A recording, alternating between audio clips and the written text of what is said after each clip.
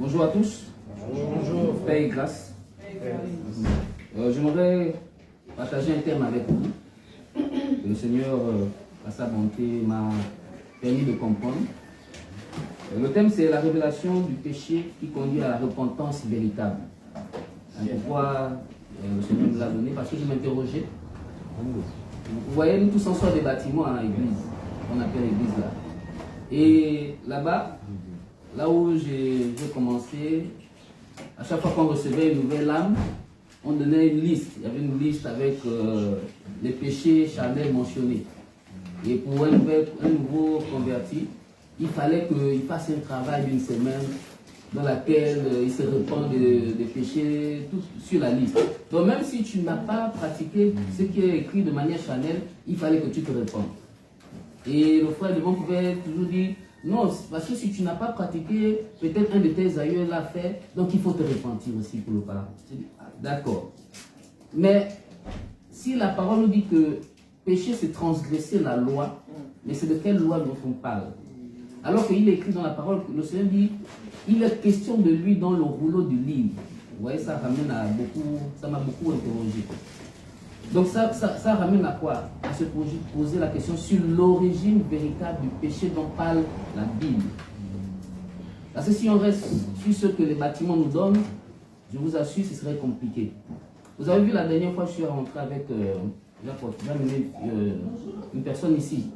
Et avant que nous arrivions, on était en train d'échanger dans le véhicule. Et le Seigneur, par sa bonté, j'ai pu l'exhorter. Et après, il me disait, frère, mais pourquoi on nous a ramené la sanctification de manière charnelle? Et je bénis le Seigneur parce que le frère, même le dimanche, il a encore ouvert une brèche dessus. Et vous ne pouvez pas imaginer la joie de cette dame-là après avoir été enseignée. J'aimerais qu'on regarde, on prenne Genèse 2, la portion 16 à 17. On va parler de l'origine du péché. Genèse 2, la portion 16 à 17. L'Éternel Dieu donna cet ordre à l'homme. Tu pourras manger de tous les arbres du jardin, mais tu ne mangeras pas de l'arbre de la connaissance du bien et du mal, car le jour où tu en mangeras, tu mourras. Amen. Amen. Ici, le Seigneur donne l'ordre, l'ordonnance. Il donne ça à qui? Adam et Ève, dans le jardin. Il le donne, c'est pour les conduire. Il dit, tu ne mangeras pas. Le jour que tu manges, tu mourras. Ça veut dire que dans l'administration, il y a ce qu'on appelle le pôle du travail. Il y a l'organigramme. Avant que tu ne sois intégré dans ce travail, dans ce lieu de travail, tu as la méconnaissance de cet endroit. Et une fois que tu intègres, on te dit ici, voilà comment il faut fonctionner. Dès lors que tu as pris connaissance de cela, tout de suite là, la sanction t'est aussi adressée. Ça veut dire que si tu sors de ce cadre, tu es tout de suite là sanctionné. C'est ce qui s'est passé dans Genèse 2, à la portion 16 à 13. Dieu donne l'ordre. Il dit, si tu manges de cet arbre, tu mourras. Et au verset 17, Dieu va établir la loi. Car il ne connaissait pas ce qu'était le bien et le mal. C'est lorsqu'il donne l'ordre qu'Adam et Ève prennent connaissance de cela. Rappelons que dans 1 Corinthiens 15, est-ce qu'on peut regarder 1 Corinthiens 15, la portion 56 à 57.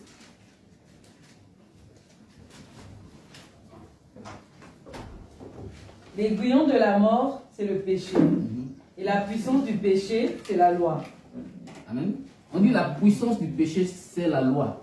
Donc dès lors que la loi est établie, le péché prend forme et vie. Prenons Jean 8, la portion 44.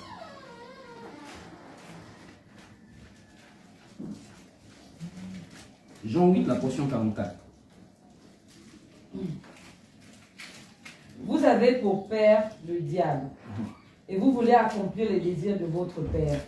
Il a été meurtrier dès le commencement, et il ne se tient pas dans la vérité, parce qu'il n'y a pas de vérité en lui. Ici on dit il a été meurtrier dès le commencement. Et après on nous dit il n'y a pas de vérité en lui.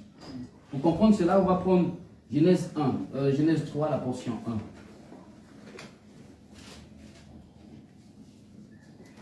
1. Le serpent était le plus rusé de tous les animaux des champs que l'Éternel Dieu avait fait.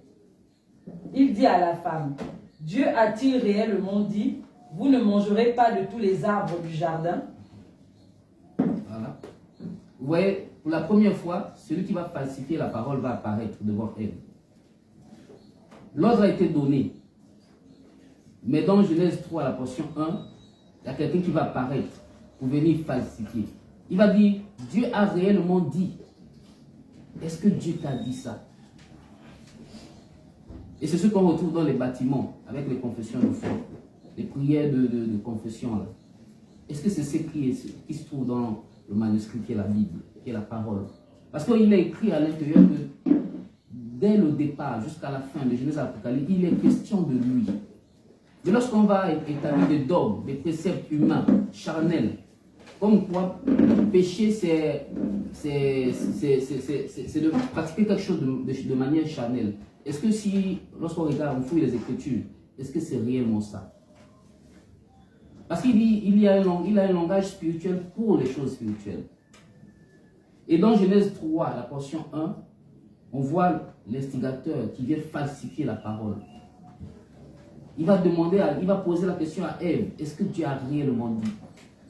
Et dès qu'elle va écouter, tout de suite là, la séduction, elle va convoiter ce qui sort de la bouche du serpent.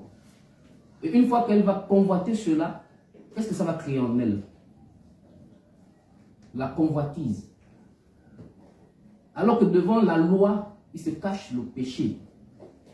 Devant la loi se cache le péché, parce que la puissance du péché, c'est la loi. Dès lors que tu as pris connaissance du bien et du mal, tout de suite là, tu es déjà condamné. Et Ève, ayant reçu l'instruction, l'ordre de ne pas, mais le fait d'avoir été devant quelqu'un qui falsifie, dont la vérité n'est pas en lui, elle a eu la malchance de rencontrer et de l'écouter. Et une fois qu'elle va l'écouter, la séduction va apparaître en elle. Elle va l'écouter. Et une fois qu'elle va l'écouter, la mort charnelle, la mort spirituelle va suivre. Et une fois qu'elle va prendre cette mort-là, elle va la contaminer à Adam. Parce que c'est elle que le serpent a séduit.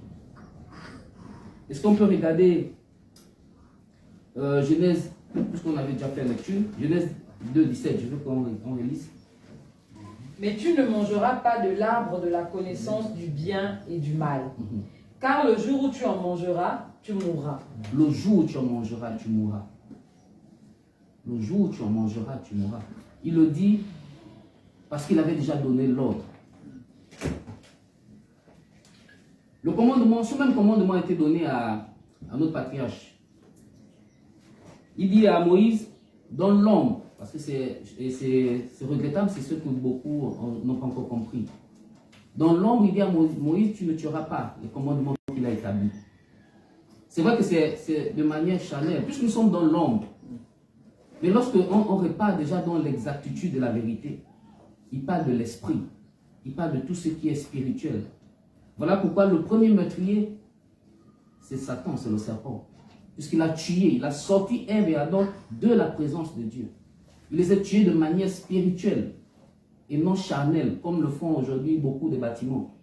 Là-bas, c'est de pur. Hein. Je peux vous assurer, j'ai beaucoup assisté, j'ai beaucoup participé, de manière à distance, mais à un moment, tu te demandes, mais la personne, après, ils disent qu'il est retombé. Au bout de temps, il a été délivré. Alors que la repentance, c'est un don. On ne se repent qu'une seule fois. Ça veut dire que si tu retombes à chaque fois, ça veut dire que tu ne t'es pas repenti. Ça veut dire que la loi ne t'a pas encore affranchi. Tu n'as pas compris qu'est-ce que la loi, qu'est-ce que le péché, tu ne l'as pas compris. Et je pouvais partager avec un frère dans la foi. Je lui disais, est-ce que tu sais que tout ce qui est pratiqué dans cette assemblée-là n'est pas vrai? C'est pas vrai, parce que quand tu lis la parole, tu sondes les Écritures, lorsque la révélation t'est venue, parce que la révélation, c'est mettre à nu ce qui est caché. Mais qu'est-ce qu'on prône dans ces ministères, dans ces assemblées bâtiments? C'est la chair. Regardez un prisonnier, lorsqu'il est face à un juge, il est prêt à se repentir, de manière charnelle, puisqu'il sait qu'il va en prison. Il sait que sa sentence est déjà là. il est prêt à demander les excuses possibles, impossibles même. Mais une fois qu'on le relâche, comme on le fait souvent à chaque occasion, mais qu'est-ce qui se passe? Ce sont les premiers à poser le même acte pour répartir. C'est la même chose. Tant qu'on ne t'a pas présenté qu'est-ce que l'origine du péché, ça veut dire qu'à chaque fois que tu vas encore recevoir ces passages où on te dit la parole demande de se repentir de manière charnelle avec une liste, avec tout ce qui se suit derrière, tu ne vas jamais comprendre qu'est-ce que l'origine du péché. Et dans Genèse 3, nous avons parcouru, on retrouve celui qui a porté la falsification, le premier meurtrier. On sait que c'est Satan. Et on sait aussi que le fait de convoiter quelque chose suscite en nous la convoitise. Le fait d'aimer quelque chose, parce que devant quelque chose, il se cache aussi quelque chose. Et devant la loi, il se cache le péché. Et devant la loi, il y a la mort. Non pas physique, mais spirituelle. Parce que c'est ce problème que beaucoup de bâtiments n'ont pas encore compris. La mort, non pas la parole, non pas les écrits, c'est spirituel et non charnel. C'est ce que le Seigneur m'a amené à comprendre, ça fait une semaine. Et je pouvais échanger avec le frère là-dessus parce que j'étais un peu dans la confusion. Il m'a conduit dans des passages et je peux bénir le Seigneur aujourd'hui. Et c'est ce que je voulais partager. Que le Seigneur soit béni. Amen.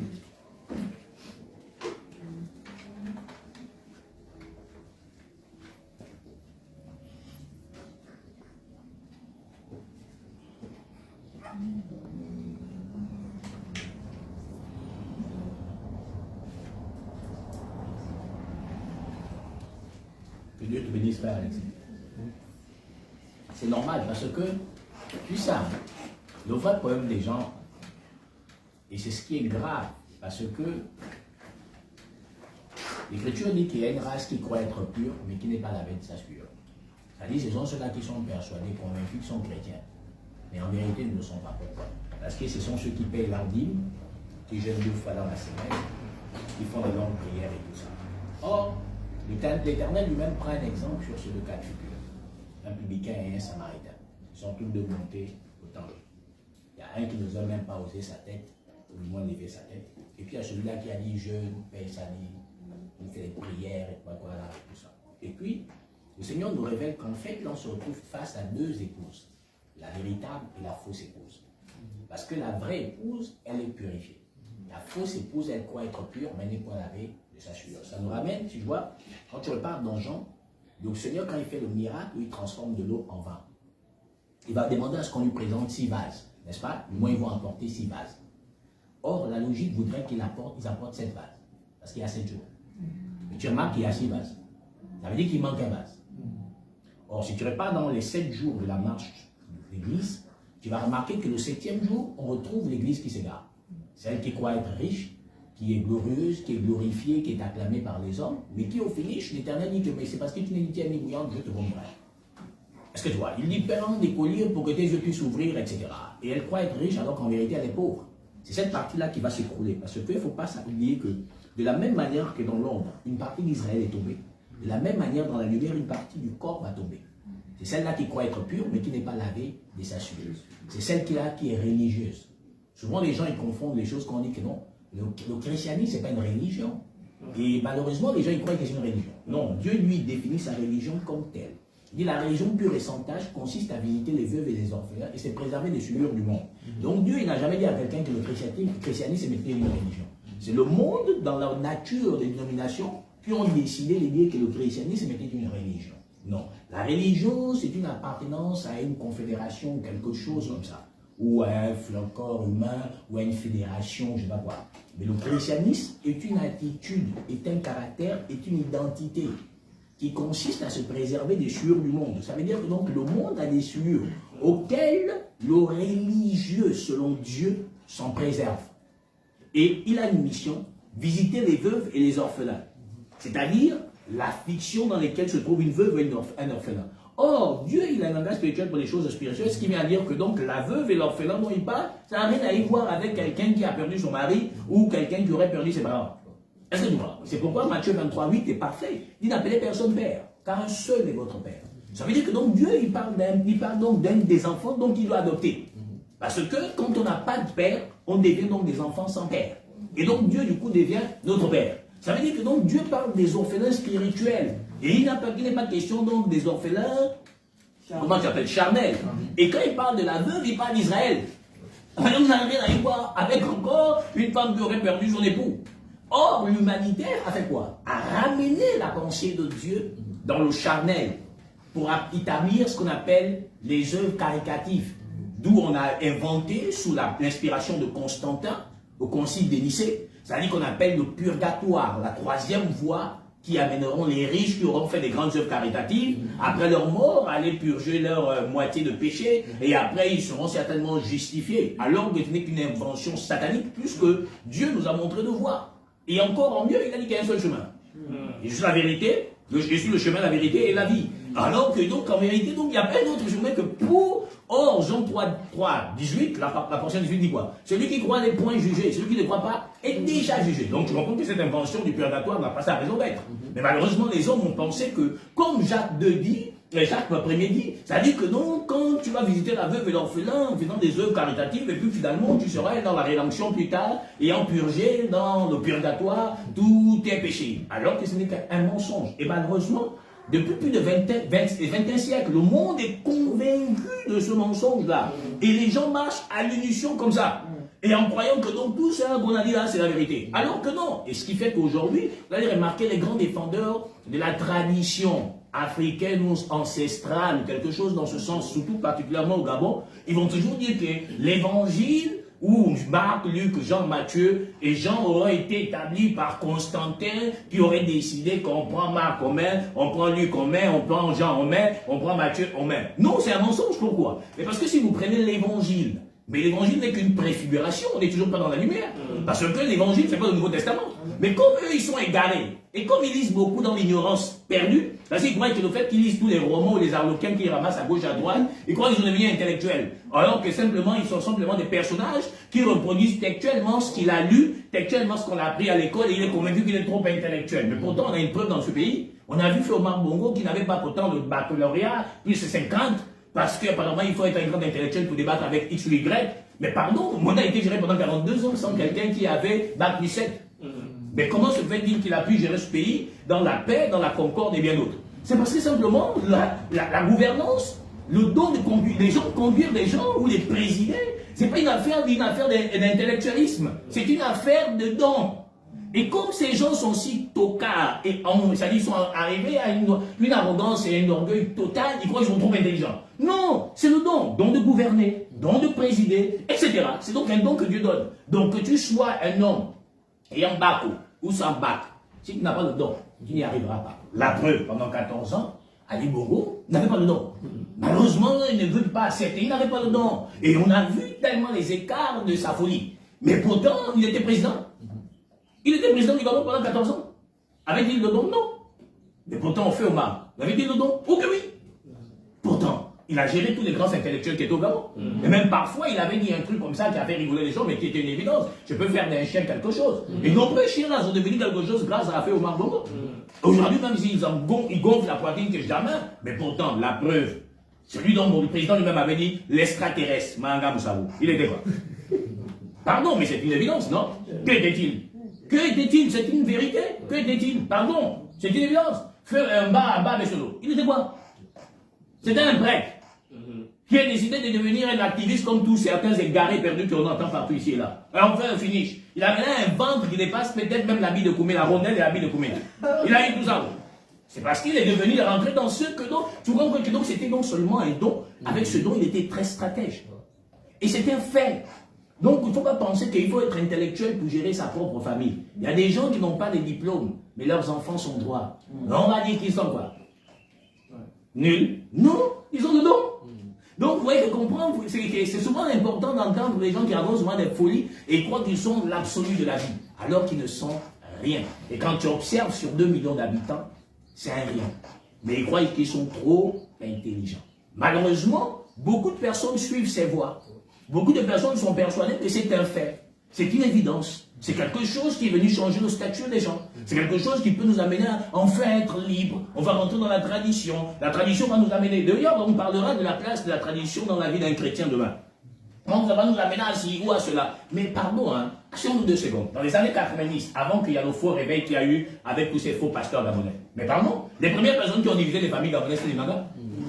C'est pas Jésus à ma connaissance. Moi, j'étais tout petit. Je sais que c'est les Gagans qu'on a amené à ma famille. Ils disent que non, la sorcellerie là, c'est trop. C'est les Gagans qui ont dit, c'est tel qui fait ça, c'est tel qui fait ça. Les familles se sont scindées, non? Ah, en quoi c'était Jésus-Christ? Pourtant, ils veulent oublier leur propre passé où ils ont divisé les familles entières.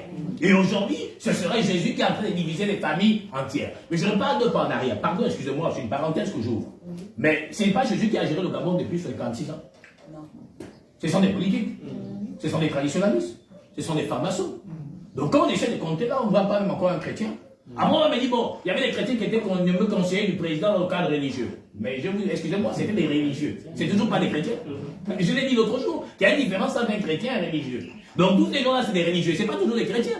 Pardon, le jour où on verra un vrai chrétien, à ce moment-là, si les choses ne sont pas bien, on dira que bon, le chrétien nous a tous trompés. Parce que le vrai chrétien, il ne se mêle pas des affaires politiques.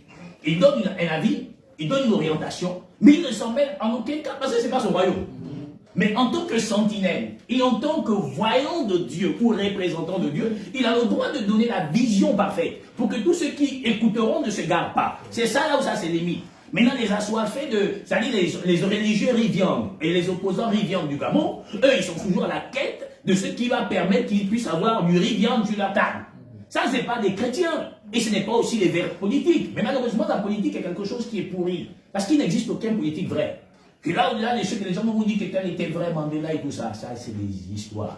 Si vous vous asseyez et puis on vous montre le côté sombre de ces gens, vous allez rester comme ça pour dire, oh. Donc l'homme là qu'on acclame, l'homme même la main comme ça, donc c'est ce qu'il fait. Ou du moins il faisait. C'est un fait. C'est pourquoi je dis, la seule vraie personne qui existe dans le monde s'appelle Jésus-Christ. Que cela ne déplaise à toute la terre. Unique par sa naissance, du moins unique par sa venue. Unique par sa naissance, unique par son passage, unique par sa résurrection, unique par le message qu'il a disposé et véhicule jusqu'aujourd'hui. Mais Jésus n'est pas un homme de haine. Par contre, il proclame l'amour. Mais Jésus n'a jamais divisé une famille. Pardon, ceux qui divisent les familles, c'est les trompeurs. Étant grand-mère. Mais pourtant, Jésus, dans les Écritures, j'ai parlé ça l'autre jour, non? Dans Éphésiens 6, il a dit quoi? On n'a pas lutté contre la chair. Mais alors, maintenant, si on n'a pas lutté contre la chair, c'est contre les esprits, non? Ça veut dire que donc ton grand-père est possédé par un esprit, puisqu'il est dans l'obscurité. Mais c'est contre l'esprit-là qu'il faut lutter. Maintenant, vous vous bagarrez avec vos parents, vous vous séparez. Mon Dieu, j'ai vu ça l'autre jour, je m'étais même scandalisé. J'ai dit, mais bon, attends, si quelqu'un est sorcier, toi tu es chrétien, entre vous deux, qui fuit l'autre? C'est le chrétien qui fuit le sorcier. Non, mais regardez aujourd'hui, c'est les chrétiens qui fuient les sorciers. Ça veut dire que maman là où là, c'est des fous. C'est-à-dire c'est deux fous qui se croisent et puis le fou le plus fou va fuir.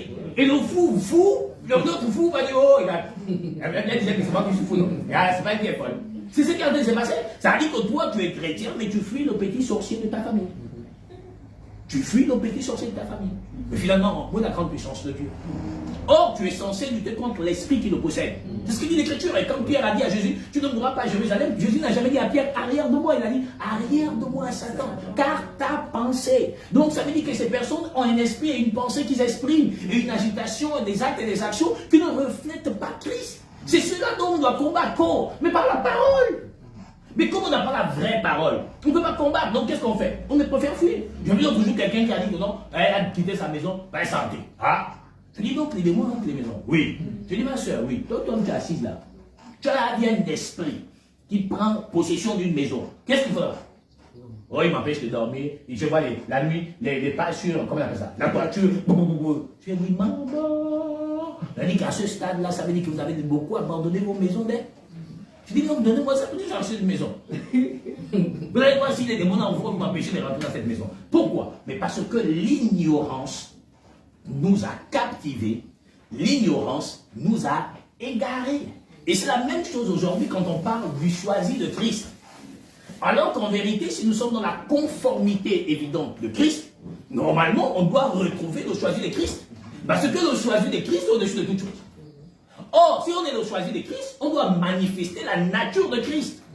Mais pourtant, où est cette nature manifestée? Où est cette magnifiance glorieuse révélée? Elle n'existe pas.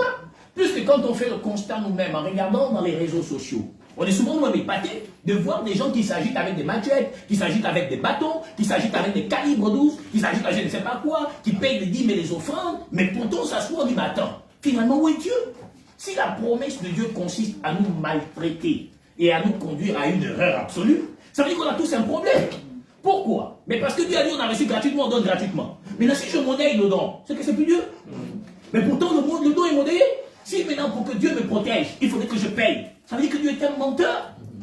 Pourquoi? Mais parce que personne n'a donné à Dieu quoi que ce soit pour que Dieu vienne mourir pour nous. Mais alors, comment maintenant moi je vais donner en échange quelque chose pour que Dieu me protège? Mais pourtant, prenons quelque chose dans le livre de 1 Jérémie 1er, je crois quelque chose là.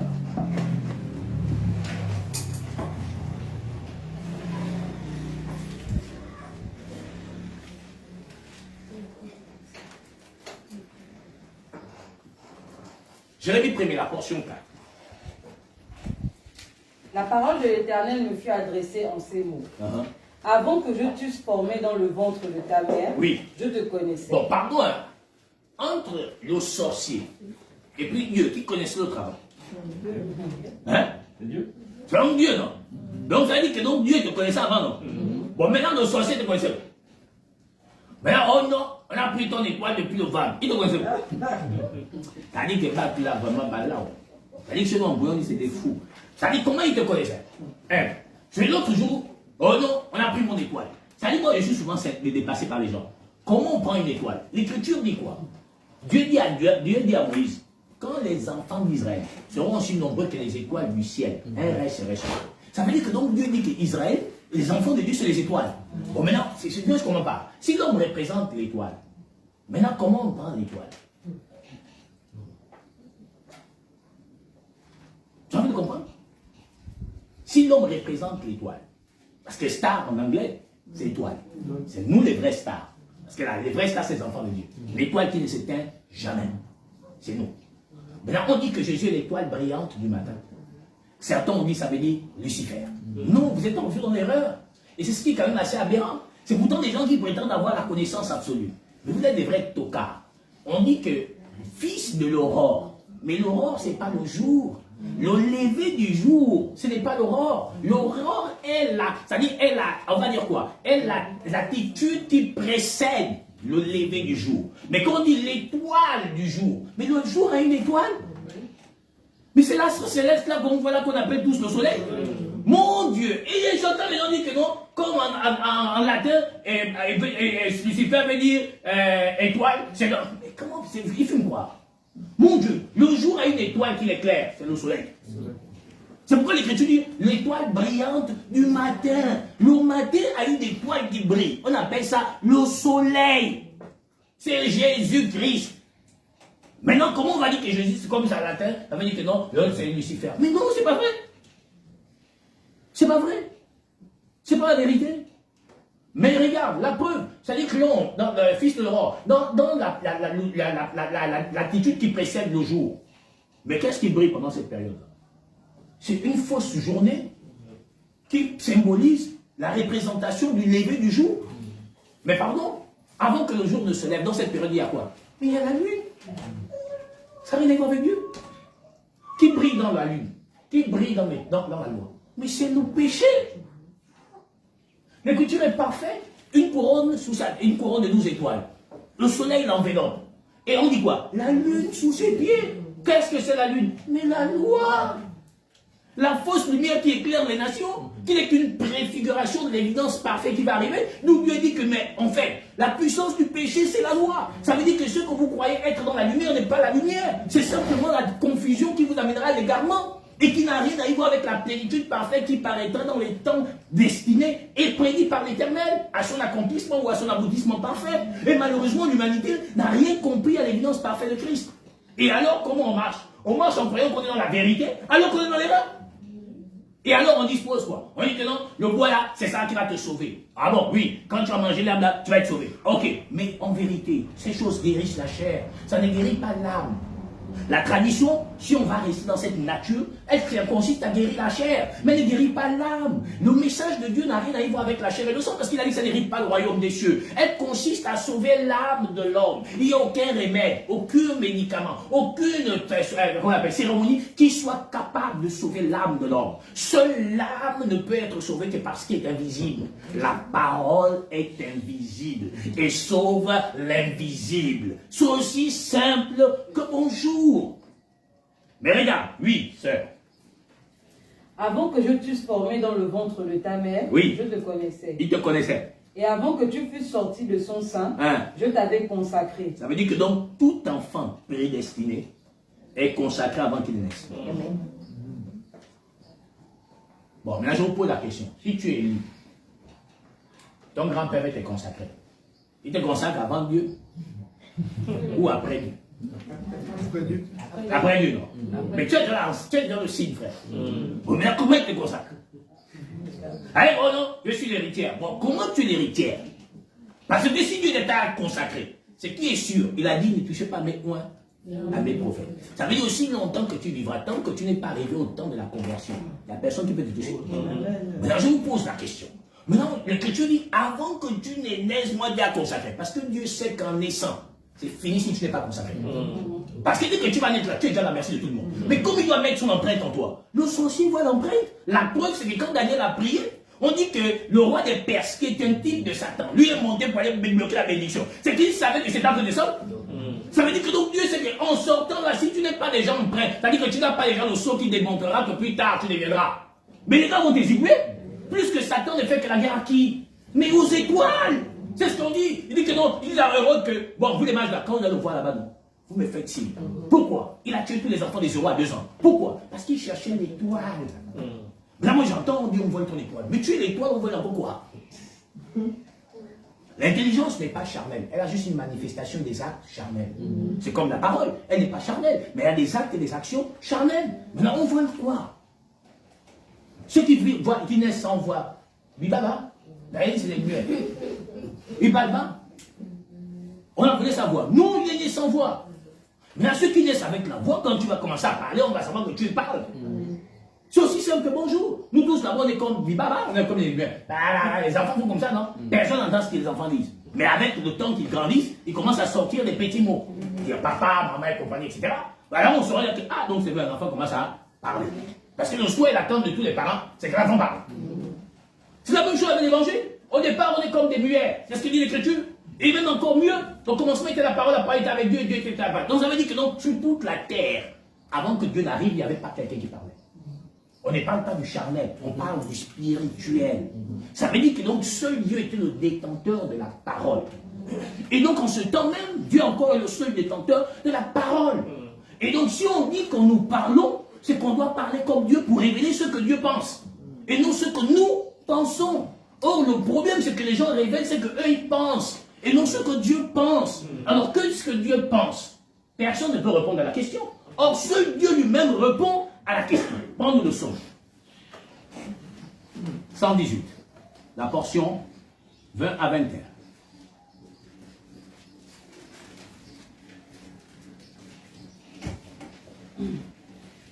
Voici la porte de l'Éternel. C'est là où ça devient plus parfait. Voici la porte de l'Éternel. On est dans le psaume 118, c'est ça? Oui. La portion 20 à 21. L'Éternel dit une chose extraordinaire. Il dit, voici la porte de l'Éternel. Mais souvenez-vous qu'après la désobéissance d'Adam et Ève, l'Écriture nous dit que Dieu a fermé le paradis. C'est qu'il a fermé la porte qui menait ou qui nous donnait accès à l'arbre de vie. Ayant donc fermé la porte qui menait à l'arbre de vie, plus personne ne connaît le chemin qui mène à la lumière. Plus personne ne connaît le chemin qui mène à la vie. Maintenant, Dieu, dans le psaume 118, la portion 20 à 21 que nous avons illustré tout à l'heure, il dit que maintenant, quoi, sœur? Voici la porte de l'Éternel. Non, maintenant, Dieu lui-même, il dit, voici la porte de l'Éternel. Pardon, c'est vous qui êtes intellectuel. Moi, je suis un imbatavert. Il dit, voici la porte de l'Éternel. C'est donc Dieu lui-même, il dit, voici ma porte. N'est-ce pas? Je vous pose la question. Dans une maison, il y a combien de portes? Plusieurs. Oui, mais en vérité, dans une maison, il n'y a qu'une seule porte. C'est la porte centrale qui permet aux gens d'accéder à la maison. Ouais, d'accord. Mais là, il dit que voici ma porte. Donc, il montre la seule porte principale. Celle qui est censée permettre à tous les convives de rentrer. Par exemple, si quelqu'un rentre par la fenêtre, là, c'est un voleur. Est-ce que tu vois? Il dit donc, voici la porte de l'Éternel. Donc, il nous montre une porte. Et ce n'est que par cette porte-là, on aurait accès à un endroit bien précis. Oui, sœur. Voici la porte de l'Éternel. Oui. C'est par elle qu'entrent les justes. Donc, on s'arrête. Il dit, c'est par elle que rentrent Les justes. Ça dit qu'il n'y a pas une autre porte. Il dit, voici là, c'est une porte. Voici la porte de l'Éternel, c'est par elle que rentrent les justes. Ça veut dire que donc seuls les justes auront accès à cette porte. Si tu n'es pas juste, tu n'aurais pas accès à la porte. Il dit, voici la porte de l'Éternel. Seuls les justes auront accès. Bon, on s'arrête 2 secondes, pardon. Prends-nous Jean 10, 9.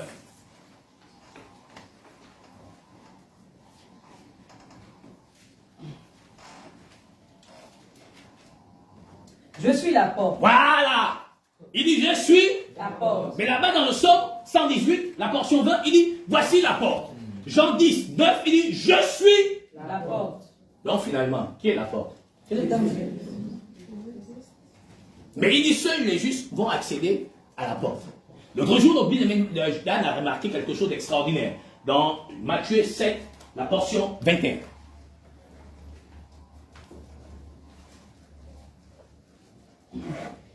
Ceux qui me disent, Hein? Seigneur, Seigneur, Oui. n'entreront pas tous dans le royaume des cieux. Mais il dit, n'entreront pas tous. Ça veut dire que donc pour entrer dans un royaume, il faut avoir accès à une porte. Donc pour avoir accès à cette porte, il faudrait donc que quelqu'un te conduise à cette porte. Si la personne ou personne ne te conduit à cette porte, tu ne peux pas avoir accès. Exemple, tu veux aller en Toul, mais tu ne vois pas le chemin qui mène en Toul. Il faudrait bien qu'il y ait quelqu'un qui t'indique comment accéder en Toul. Parce qu'on se comprend. Oh, il dit, je suis la porte. Le psaume dit, voici la porte de l'Éternel. Donc Dieu indique bien une porte. Il dit, voici la porte de l'Éternel. Mais comment pouvons-nous accéder à la porte de l'Éternel? Il dit, seuls les justes iront à cette porte. Et si tu n'es pas juste, tu ne peux pas accéder à cette porte. Maintenant, il dit finalement encore que je suis la porte. Jean Matthieu 7, 21 dit, ce n'est pas tous qui disent Seigneur, Seigneur qui y rentreront. Qui entrera? Mais celui-là seul qui fait la volonté de mon Père qui est dans les cieux. Vous comprenez maintenant, non? Celui-là seul, donc c'est une seule personne qui aurait accès à la porte de l'Éternel. Celui-là seul.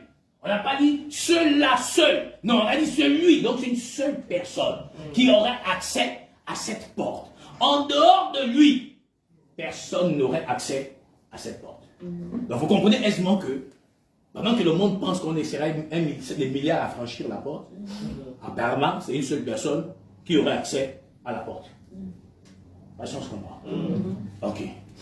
Celui-là Celui-là seul qui fait la volonté de mon Père qui est dans les cieux. Donc celui-là seul qui fait la volonté de mon Père qui est dans les cieux. Mais qui fait la volonté du Père qui est dans les cieux? C'est ça la plus grande question. Parce qu'il y a donc un seul homme, il n'y a qu'une seule personne qui fait la volonté du Père qui est dans les cieux. Or, si cette personne n'est pas là, il n'y a personne qui peut faire la volonté du Père qui est dans les cieux. Jean 16, 13.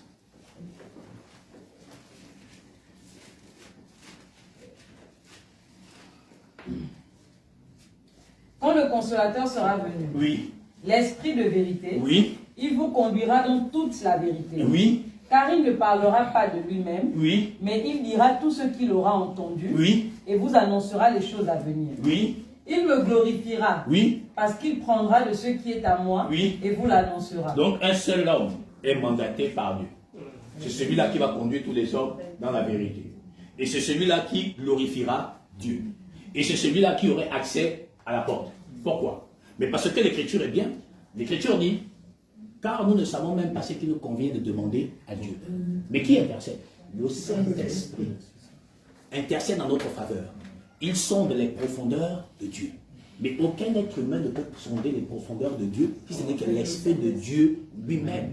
Donc la seule personne qui a accès, c'est qui? Et vous allez voir. Prends Matthieu chapitre 16. Tu prends la portion 17.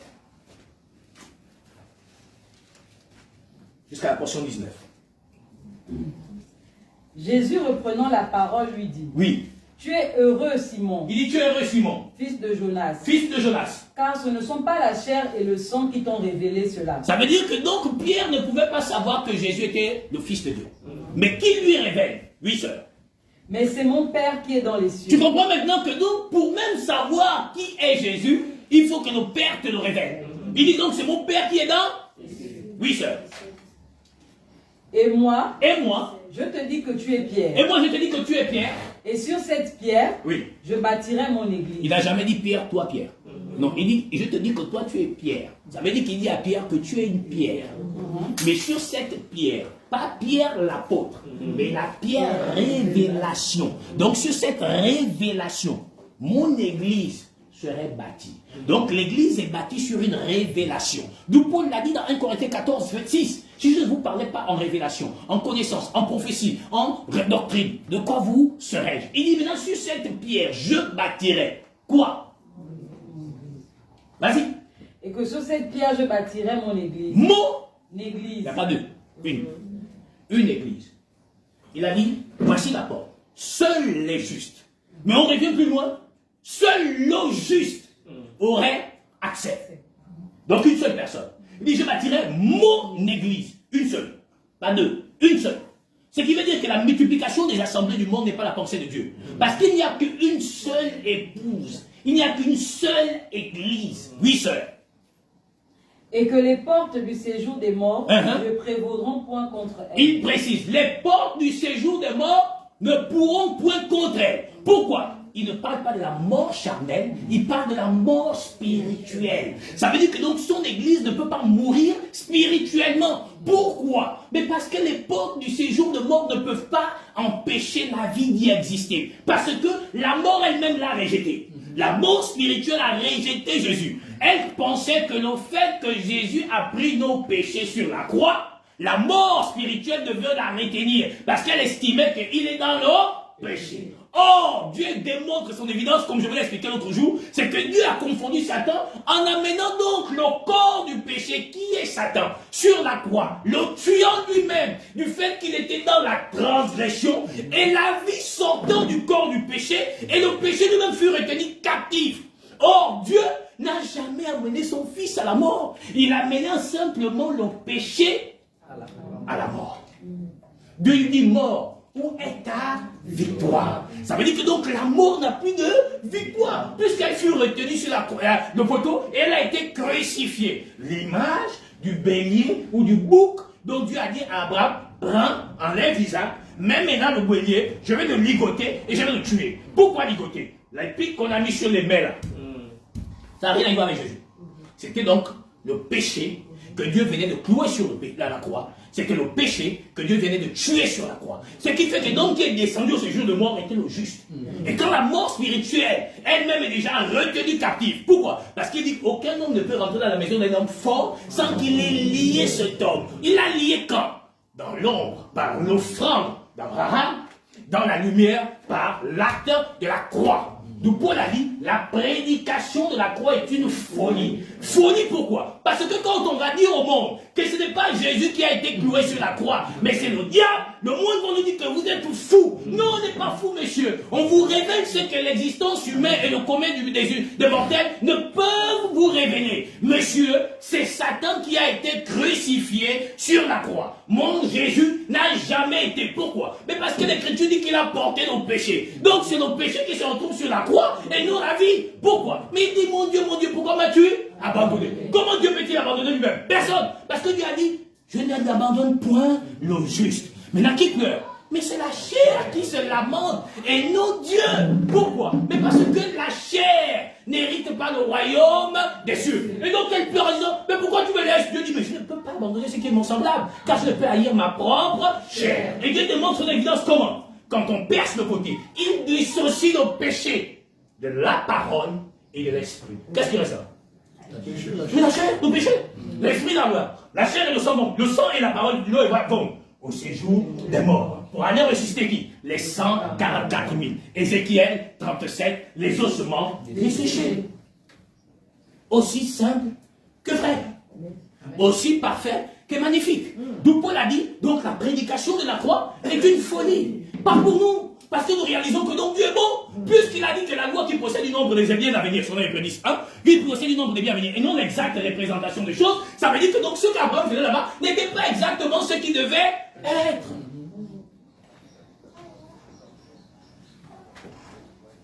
Est-ce vrai? Et nous y sommes.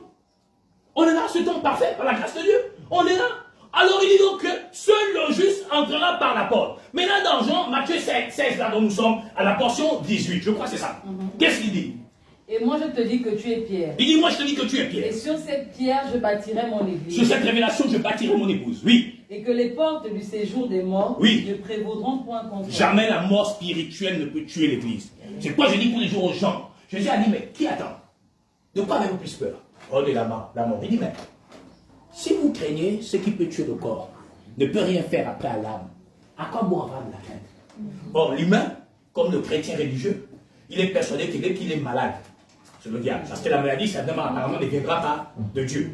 Autant, je tiens à signaler au monde entier qu'Élisée est mort de la maladie dont il souffrait. Ça veut dire que donc Dieu a dit, donc Satan, tue Élisée. Non, les mots et les biens viennent de Dieu. Il n'y a pas une autre personne que Dieu qui est à l'origine de nos problèmes. Je l'affirme et je l'atteste. Je dis bien, c'est Dieu qui est à l'origine de tout ce que nous traversons. Pourquoi? Mais parce qu'il est Dieu. Il faut qu'on souffre, il manque qu'il est Dieu. Il n'est pas libérateur parce qu'on est libre. Il est libérateur parce qu'on était assujetti et retenu captif. Il fallait donc que l'homme se retrouve dans cette désolation. La preuve dans Exode 9, 15, il dit quoi? Il dit que si j'avais étendu ma main et que je t'eusse tué par la mortalité toi et ton peuple, tu aurais disparu. Mais je t'ai laissé subsister. Mais ça démontre la toute-puissance de Dieu qui laisse donc le jeu se dérouler à sa guise. Pourquoi? Et parce qu'il est le scénariste. Il est le réalisateur. Ça veut dire qu'il est le metteur en scène. Et il distribue les rôles selon son bon vouloir. Et il a redistribué un rôle à quelqu'un qu'on appelle le vicaire, qu'on appelle le faux prophète, qu'on appelle l'antichrist, que l'on appelle la bête. Les 4 éléments. Les 4 éléments qui troublent la terre. D'où le monde s'agite en disant, oh, le faux prophète, l'antichrist, quand il viendra, il va gouverner toutes les nations. Je lui dis non, vous êtes dans l'erreur. Apocalypse 13 et 11 est bien parfait. Le faux prophète, c'est les États-Unis d'Amérique. Mais personne n'y croit. Mais pourtant, l'Écriture l'atteste. Le faux prophète, c'est les États-Unis d'Amérique. Celui qui parle comme l'agneau. Mais qui est semblable à un agneau, pardon, mais qui parle comme un dragon. Qui se positionne comme les gendarmes du monde. J'ai vu tous les Africains d'Afrique de l'Ouest. Oh, Poutine vient nous sauver. Oh, le libérateur de l'Afrique. Non, monsieur. Poutine n'est pas un libérateur. Il est simplement une marionnette de Dieu pour assembler la Libye, c'est-à-dire la Libye et l'Éthiopie, c'est-à-dire les Arabes et les Africains, pour la 3e grande guerre mondiale. Il est le pied de la bête, car il est le pied de l'os. Mon Dieu, la tête, c'est la mère de la franc-maçonnerie mondiale, la Grande-Bretagne. Mon Dieu, et le léopard, c'est l'Allemagne, la première puissance économique européenne, aussi vrai que possible. La bête est là. Mais le monde, par l'Afrique, oh, Poutine nous libère. En quoi va-t-il vous libérer? En quoi? En quoi? En rien. Il n'est que dans l'aboutissement de la prophétie d'Apocalypse 13. Il n'est rien que dans ça. Mais pourtant, Apocalypse, comment on appelle? Apocalypse, comment tu appelles? 13. Il n'est que dans cet accomplissement parfait. Mais pourtant, l'humanité tout entière est persuadée que voici celui qui va libérer l'Afrique. Et à preuve, il leur a tous berné en disant Jésus est noir. Et tous les égarés qui espéraient que Jésus soit enfin un jour blanc, noir. Oh, Jésus donc est noir. Poutine a dit ça. Monte. Et l'Afrique, c'est compliqué. Je ne sais pas qui vous mange. Mais il faut qu'on s'arrange à vous délivrer. C'est la seule solution pour l'Afrique. Oui, sœur, on revient.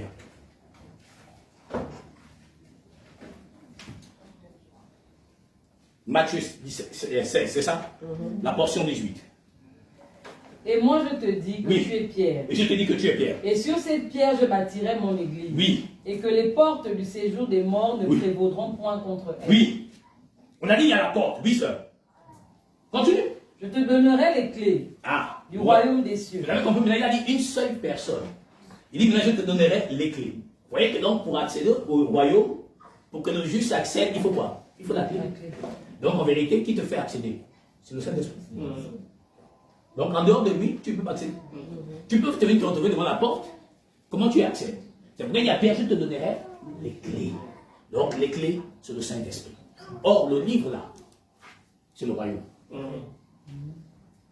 Mais comment y accéder? Il te faut la clé. D'où il a dit dans Isaïe 29, toute la révélation est comme les mots d'un livre à qui on donne un homme qui sait lire, lit. Dit je ne peux le lire car il est fermé. Donc il faut quoi? Quand c'est fermé, il faut quoi? La clé. Comme les mots d'un livre que l'on donne à un homme qui ne sait pas lire.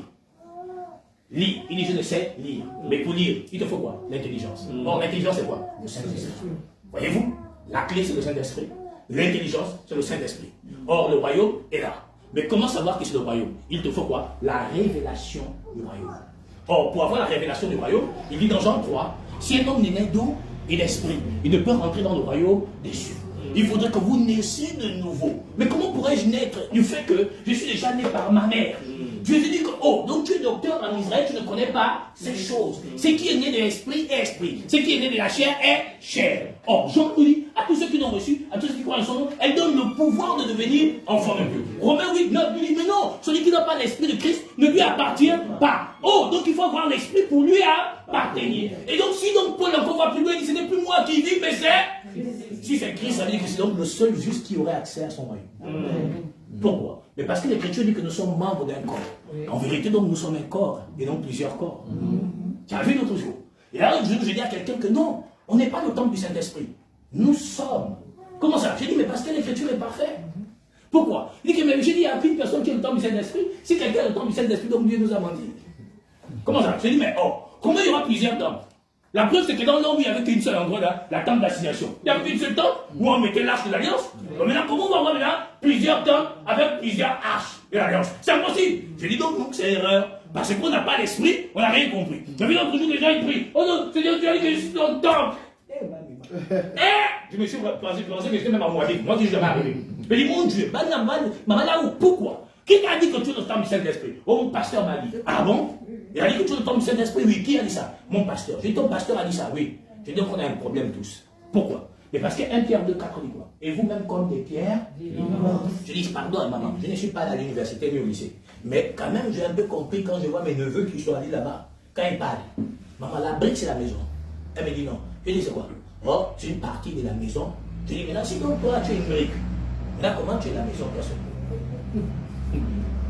Elle me dit, ah oui, bon, quand même, là, c'est pas possible. Oui, tu as peut-être raison. J'ai dit, ah, si donc tu es une brique, tu es une maison, comment? L'Écriture a dit, et vous-même comme des pierres. Ça veut dire que comme des pierres s'édifient pour construire la maison, comme des pierres se multiplient, comme le maçon est en train de construire pour construire la maison. Maintenant, comment tu vas dire que maintenant tu es le temple du Saint-Esprit? Erreur. Mais pourtant, tout le monde, quand il marche, je suis le temple du Saint-Esprit. Je suis l'épouse de Dieu. Non, mais non, tu n'es pas l'épouse de Dieu. Tu es fiancé à l'Éternel. Mais quelle épouse de Dieu, comment? On est fiancé. Personne n'a encore marié. C'est ce que l'Écriture a dit. Je vous ai présenté comme, je vous ai fiancé pour vous présenter comme une vierge pure. J'ai dit à l'autre jour à un ami, j'ai dit que non, mon frère, calme-toi, mon frère. Dieu n'a jamais dit à quelqu'un d'épouser une femme vierge charnelle. Tu me demandes. Comment? Je dis, mais l'Écriture ne parle pas des gens charnels, mon frère. On parle de Jésus lui-même. Il est question de lui dans le livre du rouleau. Il n'a jamais dit qu'il était question de David. De lui-même. Et sinon il parle de lui-même, ça veut dire que donc il parle en vérité d'une femme vierge spirituellement. Comment ça? Je dis, mais parce que quand on est de nouveau, c'est qu'on n'a pas connu un homme. Ou bien? Alors, voici notre fille là. Elle connaît les gens. C'est quand même de nouveau. Non? Mais ce que nous on doit être, comment? Mais parce qu'on est déjà une nouvelle créature. Et donc, quand on devient une nouvelle créature, c'est qu'on est vierge. Non pas charnellement, mais spirituellement. Donc, il n'est pas question d'aller chercher les pauvres filles de 15 ans que vous découvrez avec des parents qui sont égarés par votre doctrine, qui vous donnent leurs enfants pour que vous puissiez être ces pervers que vous étiez avant et mentant que vous êtes devenus des vrais chrétiens. Et c'est la triste réalité de ce que les gens vivent dans les assemblées païennes, qu'ils appellent le message, je ne sais pas si c'est du sauvé ou je ne sais pas comment on appelle ça. C'est la triste réalité. Ils épousent des filles de 15 ans. Mais c'est de l'abomination. Mais comment on va faire pour ces gens-là? Seul Dieu connaît. Et donc je te donnerai les clés. Oui, sœur. Je te donnerai les clés du royaume des cieux. Je te donnerai les clés du royaume des cieux. Pour faire quoi, sœur? Ce que tu liras sur la terre. Donc finalement, c'est donc l'autre. Et regarde, il dit je te donnerai les clés. N'est-ce pas? Ce que tu liras sur la terre. Oui. Sera lié dans les cieux. Oh, la vérité, c'est que Dieu ne parle pas à Pierre. Il parle en fait à la promesse qu'il donne à Pierre. Il dit dans Jean 16, 13 qu'on est parti. Quand il serait venu, il vous conduira. S'il te conduit, c'est qu'il est capable de t'instruire, non? S'il t'instruit, c'est qu'il est capable de t'amener à un objectif bien précis. Or, qui lit? C'est le Saint-Esprit. Or, il dit donc ce que tu diras. Qui? L'Esprit. Donc, tous ceux qui auront l'Esprit sont scellés dans le livre. Tous ceux qui n'auront pas l'Esprit sont décédés du livre. Je ne sais pas si c'est le mot. Ça veut dire que donc, si tu veux demeurer, que ton nom soit demeure dans le livre, il faut avoir le Saint-Esprit. C'est pourquoi dans Luc 10, il dit, mais c'est pas chasser des démons donc il doit être une réjouissance pour vous, que vos noms soient trouvés. Mais comment mon nom peut être trouvé? Mais il faudrait d'abord au préalable que je me suis l'Esprit, parce que c'est ça qui me lie à lui. C'est pourquoi l'air du Romain dit que celui qui n'a pas l'Esprit de Dieu ne lui appartient pas. Voyez-vous? Oui, sœur, on continue. Prends-nous Thessaloniciens 2. Le choisi. 2 Thessaloniciens 2, la portion 13.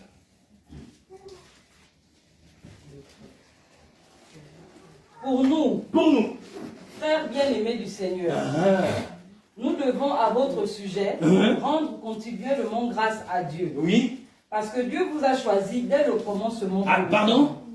Parce que Dieu vous a choisi dès le commencement pour le salut. Mais ça veut dire que si moi je suis un prédestiné, et puis mon grand-père après l'affaire arrive, il dit moi à ma mère ou à, je sais pas, à mon oncle ou qui, c'est moi c'est lui que j'ai choisi.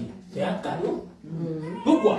Parce qu'on dit que vous avez été choisi dès le commencement. Ça veut dire que donc mon grand-père n'existait pas aussi comme moi, que Dieu m'avait déjà choisi. Ma mère n'existait pas, que Dieu m'avait déjà choisi. Oui, sœur. Parce que Dieu vous a choisi dès le commencement pour le salut. Oui, pourquoi? Pour le salut. Est-ce que c'est pour la richesse? Est-ce que c'est pour les mariages? Pour le salut. Donc la promesse de Dieu, c'est pour le salut de nos âmes. On a falsifié pour faire croire aux gens que Dieu a promis tout ce qui est terrestre. Tout ce qui est terrestre, ce n'est pas pour tout le monde. Je peux vous rassurer. Il y a des gens qui étaient bien dans la vie sont morts pauvres. Ils n'étaient pas morts. Il y a des gens qui sont bien, qui sont riches, qui sont pas aussi maudits. Parce que beaucoup pensent que quand tu es riche, tu es maudit. C'est faux. La richesse, c'est Dieu qui la permet, qui le permet. Faudrait-je dire, c'est lui qui donne. Si Dieu a dit que tu es riche, mon frère, tu es riche, profite de ta richesse. Si Dieu a dit que tu ne seras pas riche, tu vas tout faire, mon frère, tu n'auras rien. Seulement, ne fais pas de ta richesse l'objet de ta confusion. Pour l'Écriture, il ne me donne pas trop de richesse, coco, parce qu'elle peut me perdre. Donc, directement. Ne me donne pas aussi trop de pauvreté, parce que là, mon cher, ça peut être compliqué, je m'attaque directement à toi. Donne-moi le pain qui m'est nécessaire. Donc, si donc Dieu donne le nécessaire en estimant qu'il peut te rendre millionnaire ou milliardaire, c'est sa volonté à lui. Mais s'il te dit que le nécessaire pour toi, ce serait le million, c'est sa volonté, ça lui. Mais ne fais pas de ce nécessaire donné par Dieu l'objet maintenant de ta folie. D'où plus personne ne te perçoit, plus personne ne te voit. On essaie de nous tuer. Maintenant, pour je tu n'as que l'argent. Comme il y a 2 milliards, il faut que je sois 3, 4, 5 ans. Tu veux bien faire la concurrence avec tous ceux qui sont égarés, qui sont allés invoquer celui que vous connaissez vous-même. Et puis au final, tu te retrouveras perdu. Le tourment parfois vient parfois de notre propre convoitise. Et la convoitise est souvent l'objet de notre confusion et de notre désolation absolue et totale. Oui, sœur. Pour nous, frères, bien-aimés du Seigneur, nous devons à votre sujet rendre continuellement grâce à Dieu. Parce que Dieu vous a choisi dès le commencement pour le salut. Par la sanctification de l'Esprit. Ah, sœur, par quoi? La sanctification de l'Esprit. Maintenant, je ne comprends pas pourquoi on parle de sanctification dans la chair alors qu'on dit sanctification de l'Esprit. Et donc, si c'est donc l'Esprit, personne ne le voit. Si donc personne ne le voit, sa sanctification, personne ne peut le percevoir. Donc, c'est un affaire spirituel. D'où il a dit dans Matthieu 5, 8, heureux ceux qui ont le cœur pur car ils verront Dieu. C'est une pure sanctification spirituelle, c'est-à-dire on enlève tout ce qui est confusion dans ta vie. Parce que l'Écriture l'a dit dans Matthieu 15. Qu'est-ce qu'il a dit dans Matthieu 15? Prenons Matthieu 15.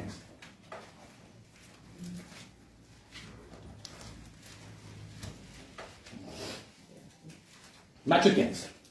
Prends la partie de la portion 16 avant. Et Jésus dit. Vous aussi. Êtes-vous encore sans intelligence? C'était pas facile au moment où ils avaient pas le Saint-Esprit. Il le sait. Ne comprenez-vous pas que tout ce qui entre dans la bouche va dans le ventre, puis est jeté dans les lieux secrets? Mais ce qui sort de la bouche vient du cœur. Et c'est ce qui souille l'homme. Vous comprenez maintenant que c'est ce qui est dans le cœur qui souille. Donc ce qui est dans le cœur, personne ne le voit.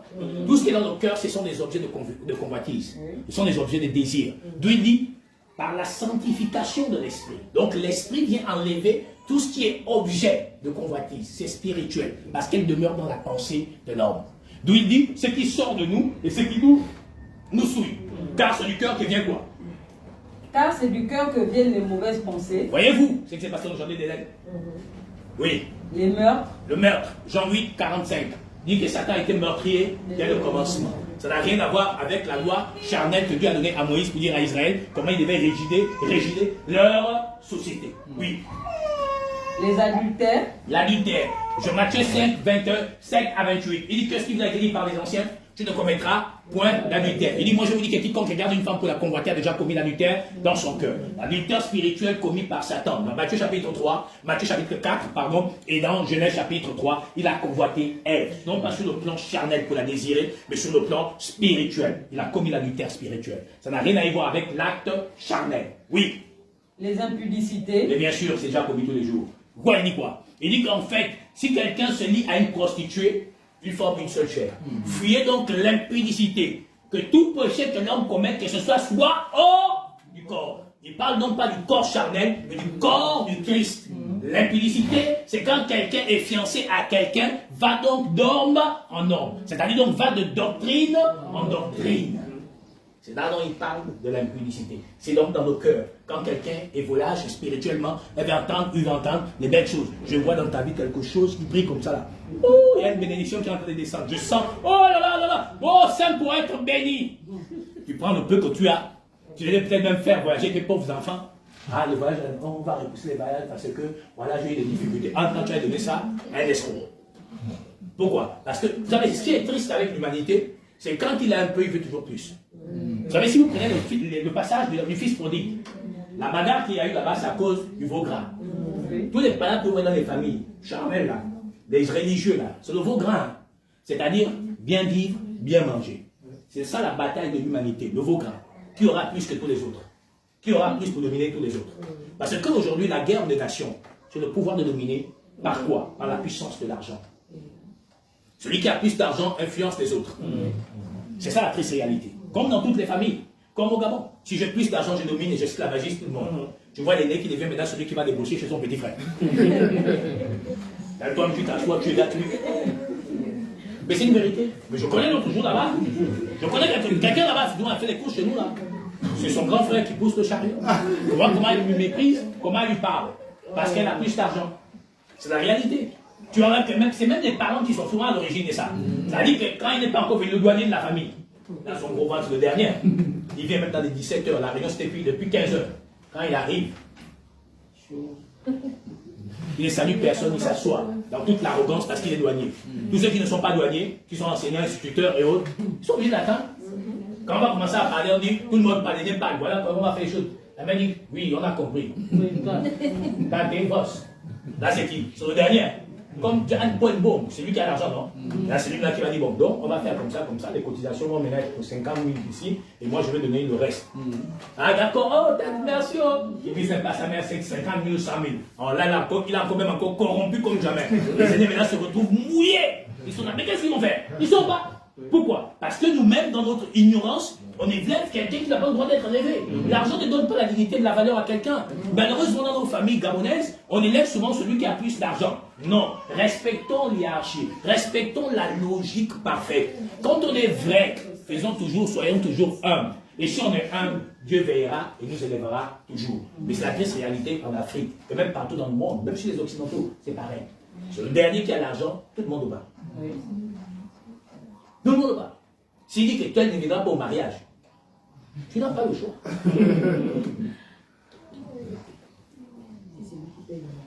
Voilà. Ici, c'est lui le parrain du mariage. Vous êtes mal barré. Même dans beaucoup de familles. Vous savez, moi, souvent, je me pose la question. Vous savez, hein, le Gabon a un problème. Nos familles ont un problème. Que Dieu nous pardonne, nous tous. Parce qu'on a vraiment besoin de Jésus-Christ. Vous savez, moi, je dis souvent aux gens, un jour, j'étais allé rencontrer une famille. Et puis, ils avaient des problèmes entre eux. Le problème, c'est que la mère, Dieu, c'est triste, hein? La mère, elle ignore ses propres enfants. Et elle valorise ses neveux, ses nièces et tout ça. Mais la réalité, c'est que le jour où elle est tombée malade, elle avait fait l'AVC. Elle a réalisé en fait que ses neveux n'avaient que pour yeux ses intérêts. Au finish, qu'elle est revenue faire. C'est les enfants, ses propres enfants qu'elle méprisait là, qui étaient maintenant là. Elle dit, oh, je demande pardon à Dieu. J'ai dit, maman, ouais, c'est ça là qu'on appelle chez nous en boulot, Nikoun. Elle me dit, comment ça? J'ai dit, Nikoun. Parce que toi, tu as mis au monde tes propres enfants. Tu es allé à l'hôpital. Je ne sais pas si c'est au centre hospitalier de Nuit-Pourvu qu'on appelle à l'époque l'hôpital général. Maman, tu n'as pas eu mal. Si. Donc tu as eu mal, tes enfants sont là. Toi, tu vas regarder les enfants du dehors. Qui vous a dit ça? Qui vous a appris ça? Qui vous a enseigné ça? Oh, mon pasteur. J'ai dit, mon pasteur, c'est les plus grands sorciers de la vie. Papa, maman, il n'y a pas quelqu'un qui peut t'aimer sur le plan humain plus que tes propres enfants. Alors souvent, est-ce qu'ils soient des maudits? Si tes enfants t'aiment, maman, et toi tu esclavagises tes enfants parce qu'un pasteur t'a dit, mais il te lave seulement le cerveau pour te dépouiller. Elle est sortie de l'AVC aujourd'hui. Elle marche, elle bénit Dieu. Aujourd'hui, elle est devenue la femme qui aime ses enfants plus que toute la terre. Mais pourtant, cette pauvre femme a été amanouillée par le mensonge. Et ces pasteurs sont tellement rusés que l'objectif, quand tu as l'argent, c'est de les séparer de tes enfants. Arriver même à te faire haïr tes propres enfants. Parce qu'il faut mieux te contrôler, il faut mieux garder. Mais je vous assure, je bénis Dieu que ma mère est morte. Et comme aussi elle était un fort caractère, quand tous ces menteurs arrivaient chez nous, elle dit, mon fils est pasteur, passez votre chemin, je ne crois pas vos choses. Mais si ma mère vivait qu'un pasteur fait ça, je serais peut-être sorti à New York. Parce que moi-même, je serais allé dans son assemblée. Il aurait le récupéré copieusement. Parce que c'est grave. Il y a beaucoup de gens qui en souffrent. Croyez-moi. Allez dans les familles prêcher l'évangile, vous allez entendre des situations où toi-même tu restes sans voix. Tu dis, est-ce que c'est normal que ces gens-là font autant de mal à des familles entières? Or, simplement, le seul intérêt qu'ils ont, c'est l'argent. Surtout si vous avez des enfants un peu éveillés là, qui connaissent que là, c'est des menteurs. Alors, ils vont tout faire pour vous séparer. Mais si vous êtes comme les enfants ignorants, vous vous en foutez. Vous entendez bien avec ces escrocs-là. Mais quand vous êtes éveillés, vous devenez un malade. Aujourd'hui, cette femme, quand elle est AVC, ils avaient disparu. Personne de son assemblée n'est venu la rendre visite. Personne. C'est la triste réalité aujourd'hui de l'évangile falsifié qui berne notre nation tout entière. Oui, sœur. Car c'est du cœur que viennent les mauvaises pensées, les meurtres, les adultères, les impudicités, les vols, les faux témoignages, les calomnies. Voilà. C'est ça là donc que l'Esprit vient sanctifier. Donc il vient enlever toutes ces choses spirituelles pour établir la sanctification parfaite. D'où maintenant Jean 17, il dit, sanctifie-les par ta parole, car ta parole est la vérité. Pourquoi il dit la parole est la vérité? Parce que la parole et l'esprit sont indissociables. C'est-à-dire que quand on est vrai, on a la parole et on a celui qui est l'auteur de la parole. D'où Jean a dit, au commencement était la parole était avec Dieu, et puis Dieu était la parole. Donc on ne peut pas séparer l'esprit et sa parole. C'est pourquoi quand on a placé le côté, l'eau et le sang sont sortis inséparables, parce qu'ils ne forment que une seule, une unique chose indivisible. Ok? Prends-nous, la sœur. On continue notre marathon ce matin. Jean 10, 4. Avant d'aller dans Jean 10, 4, tu prends, Jean 10, 4, Lorsqu'il a fait sortir toutes ses propres brebis, il marche devant elles. Il marche devant elles. Il marche devant elles. Qui marche devant les brebis? Les bergers. Oui, après? Et les brebis le suivent. Parce qu'elles connaissent sa voix. Donc ça veut dire que, pardon, ça veut dire que donc quand Jésus sort ses brebis, lui-même est devant les brebis. C'est ce qu'il nous a dit, il sera le feu de vos rangs qui marchera devant nous. Il est la tour forte devant nous. Mais il dit une chose, c'est qu'il dit ces brebis suivent quoi? Sa voix. Donc en vérité, quand on est conduit par la voix de Dieu, on est sûr que la voix de l'Éternel. Or en vérité, vous allez remarquer que aujourd'hui les gens suivent le message en fonction du leader.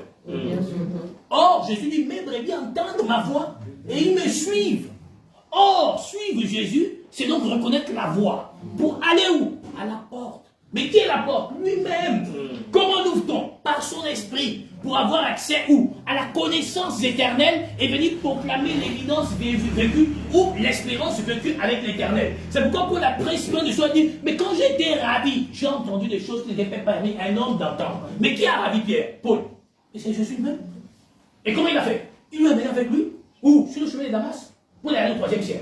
Mais pour qu'il ait eu accès, il fallait quoi? Que celui qui a la clé lui-même ouvre sa propre porte et fasse entrer Paul. Mais en vérité, il a fait entrer Paul dans quoi? Dans la profondeur de la connaissance de la parole. Or, qui rentre dans la profondeur de la connaissance de la parole? C'est le Saint-Esprit. Oui, c'est pourquoi on dit que l'Esprit sonde tout, même les profondeurs. Ça veut dire que donc, Paul, quand il dit ce n'est plus moi qui vis, qui vivait? C'était l'Esprit Saint. Donc l'Esprit Saint donc a révélé les profondeurs du royaume. Or, les profondeurs du royaume est la révélation profonde de la parole. C'est pourquoi donc le monde fut choqué par ce qu'a révélé Paul. D'où Pierre pouvait dire, Paul explique des choses compliquées à comprendre, dont les gens mal affermis dans le sens. Yes. Pourquoi? Parce que Paul a révélé la profondeur. Or, celui qui révèle la profondeur, c'est le Saint-Esprit. Et c'est ce qui manque aujourd'hui aux hommes, de révéler la profondeur de l'écriture. Pourquoi? Mais parce qu'ils n'ont pas le Saint-Esprit. Et donc, du coup, ils restent sur les eaux. Mais il faut rentrer dans les eaux de la parole pour révéler le royaume. Ce n'est pas la surface. Le royaume, c'est dans la profondeur. Oh, Paul est allé où? Dans la profondeur pour révéler. Et c'est Paul qui nous a dit que finalement, que quand Israël a traversé la mer, ils se sont fait baptiser. Alors que Paul n'existait pas. Qui lui a amené à ça? Le Saint-Esprit. Pourquoi? Mais parce que c'est le témoin fidèle depuis la Genèse. Depuis le commencement, c'est lui qui était là, qui voyait tout ce qui s'est passé. Qui voyait? L'Esprit. C'est comme toi, dès le commencement, avant d'exécuter quelque chose ou de faire avec la réalisation quelque chose, ton esprit est le témoin de tout ce que tu penses. Et c'est le seul qui peut témoigner quand tu t'exprimes. Vous dites que non, en fait, j'ai commencé comme ça, comme ça, comme ça. C'est la même chose qui se produit aujourd'hui. Il faut donc l'esprit pour nous révéler la profondeur du royaume. Est-ce que tu vois? Prends-nous Matthieu.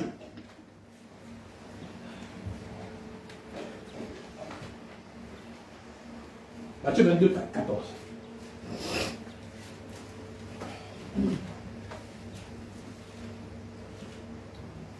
Car il y a beaucoup d'appelés, mais peu d'élus. Hein?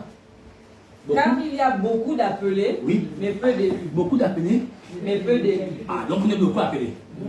Mais on est peu d'élus. Il dit mes brebis entendent. Ça veut dire que donc on est beaucoup appelés, mais il y a seulement les élus qui entendront la voix. Beaucoup d'appelés, peu d'élus. Donc il n'y a que les élus qui entendront la voix. En dehors des élus, personne ne peut entendre la voix. Personne ne peut entendre la voix. Matthieu 16, 28. Je vous le dis, en vérité, oui. Quelques-uns de ceux qui sont ici ne mourront point. Oui. Qu'ils n'aient vu le Fils de l'homme venir dans son règne. Oui. Matthieu 16, 28.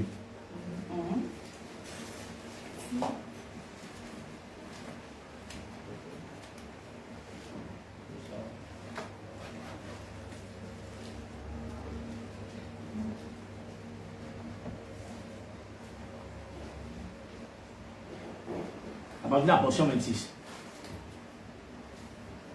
Et que servira-t-il à un homme de gagner tout le monde s'il perdait son âme? Oui. Ou que donnerait un homme en échange de son âme? Oui. Car le Fils de l'homme doit venir dans la gloire de son Père. Maintenant Dieu dit, que servira-t-il à un homme de gagner le monde s'il perd son âme? Mais un élu ne peut pas gagner le monde. S'il gagne le monde, c'est qu'il a perdu son âme. Mais pourtant, le monde cherche, les chrétiens d'aujourd'hui cherchent à gagner le monde. Pourquoi? On veut devenir trop célèbre. On veut que le monde entier entende le message. Mais ce n'est pas nous qui devons faire entendre le message. Parce qu'aucun d'entre nous a été mandaté, si ce n'est que l'Esprit qui doit conduire les hommes dans la vérité. Ça veut dire que s'il y a quelqu'un qui doit être acclamé, exalté, célébré, c'est le nom de Jésus-Christ. Or, aujourd'hui, même dans les panneaux publicitaires, on met la photo du leader. Or, l'Écriture dit non. C'est une abomination, puisque le témoignage que je rends, ce n'est pas de moi dont il est question, mais il est question de qui? C'est de lui dont il est question dans le livre du boulot. Sinon, je dois mettre le visage de quelqu'un, c'est le visage de Jésus. Bon, on dit qu'il n'a pas de visage, on ne connaît pas son visage. Mais je mets quoi? Mais rien. Rien. J'écris simplement ce à quoi je voudrais entretenir les gens. Or, aujourd'hui, on met la photo. Pourquoi? Parce que la photo de ce dernier est devenue un objet de marketing. C'est-à-dire, c'est par le visage de ce dernier qu'on attire les clients. Ce n'est pas Jésus. Ce n'est pas Jésus. Pourquoi? Mais parce que celui dont Jésus a mandaté, quelle est son attitude? Matthieu 26.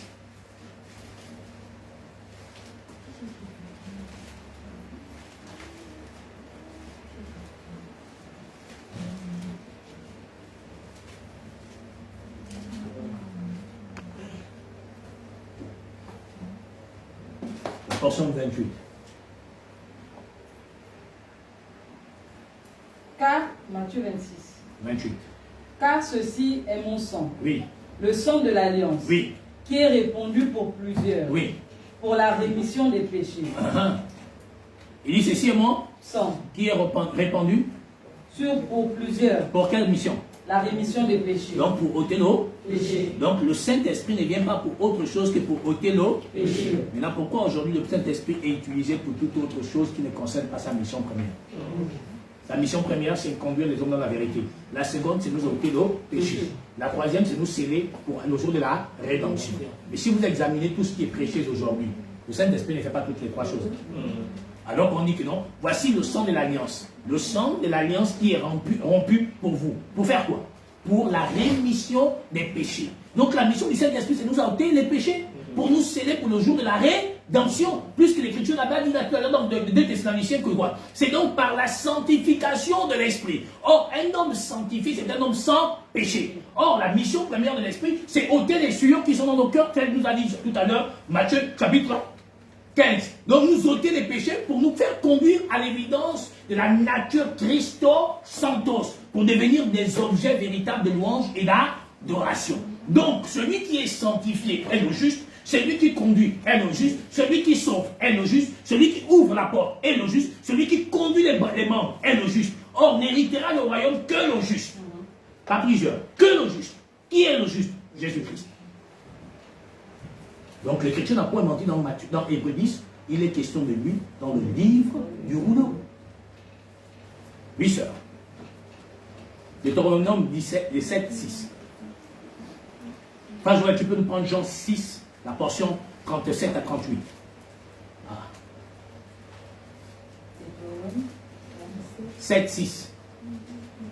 Car tu es un peuple saint pour l'Éternel ton Dieu. Tu es un peuple saint pour l'Éternel ton Dieu. Oui. L'Éternel ton Dieu t'a choisi pour que tu fusses un peuple qui lui appartient entre tous les peuples qui sont sur la face de la terre. Mais pardon, j'ai une question. Il dit que tu es un peuple saint pour l'Éternel. Or, pour être saint, il faut que la sanctification de l'Esprit te soit parvenue. Et puis il t'a choisi entre tous les peuples du monde, entre toutes les nations, il t'a choisi pour lui appartenir, n'est-ce pas? Pour devenir un peuple à lui. Pardon. Si donc on est devenu un royaume, qui est le roi de ce royaume? C'est l'Éternel. Si donc l'Éternel est le roi de ce royaume, qui doit pouvoir à tes besoins? Mais pourquoi aujourd'hui les chrétiens maintenant insultent le président, se fâchent, disent c'est pas bon, il faut qu'un chrétien gère le Gabon? Sachant que l'Écriture ici dit quoi? Relis pour qu'ils entendent. Car tu es un peuple saint pour l'Éternel ton Dieu. Oui. L'Éternel ton Dieu t'a choisi pour que tu fusses un peuple qui lui appartient entre tous les peuples. Donc ça veut dire de toutes les nations, Dieu s'est choisi les enfants. Donc pour établir son royaume. Maintenant s'il a établi son royaume, qui pourvoit nos besoins? Vous comprenez que donc on a un problème. Donc la politique ne peut pas être notre partage. On ne peut même pas créer sur le président. Pourquoi? Mais parce que lui-même Dieu a dit que je pourvoirai à tous vos besoins. Avant que vous ayez ouvert la bouche, je sais de quoi vous avez besoin. Sinon, le gars, il connaît nos besoins. Pourquoi on crée encore sur le président? Hein, ça? Nous, sur notre roi, c'est qui? C'est l'Éternel. Donc, ça veut dire quoi? Il dit que le cœur du roi est un courant d'eau. Il incline là où il veut. Ça veut dire que si donc Dieu voudrait que le président secoue nos vies, il inclinera son cœur en notre faveur, puisque c'est un courant d'eau entre ses mains. Or, la vérité, c'est que nous devons chercher d'abord l'Éternel, qui est notre roi. Et lui, maintenant, il pourvoira de nos besoins selon qu'il dispose les cœurs des hommes qui existent autour de nous, selon sa volonté pour nous faire du bien. Puisqu'il dit un bien fait n'est jamais, ça veut dire que donc, si que donc Dieu a fait pour l'humanité était si vrai, alors il pourvoira à tous nos besoins. La preuve, que dit Philippiens 4, 19.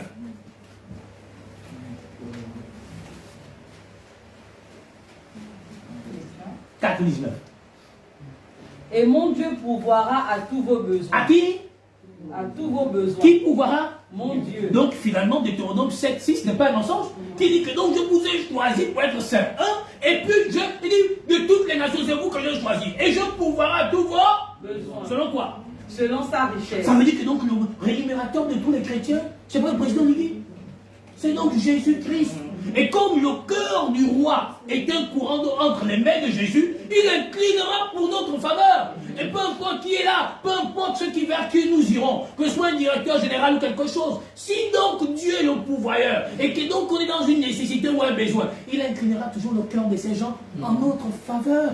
Puisque ces cœurs des gens, ce sont des courants d'eau entre ses mains. Alors laissons donc Dieu nous pourvoir à nos besoins selon sa richesse et laissons les choses du monde au monde.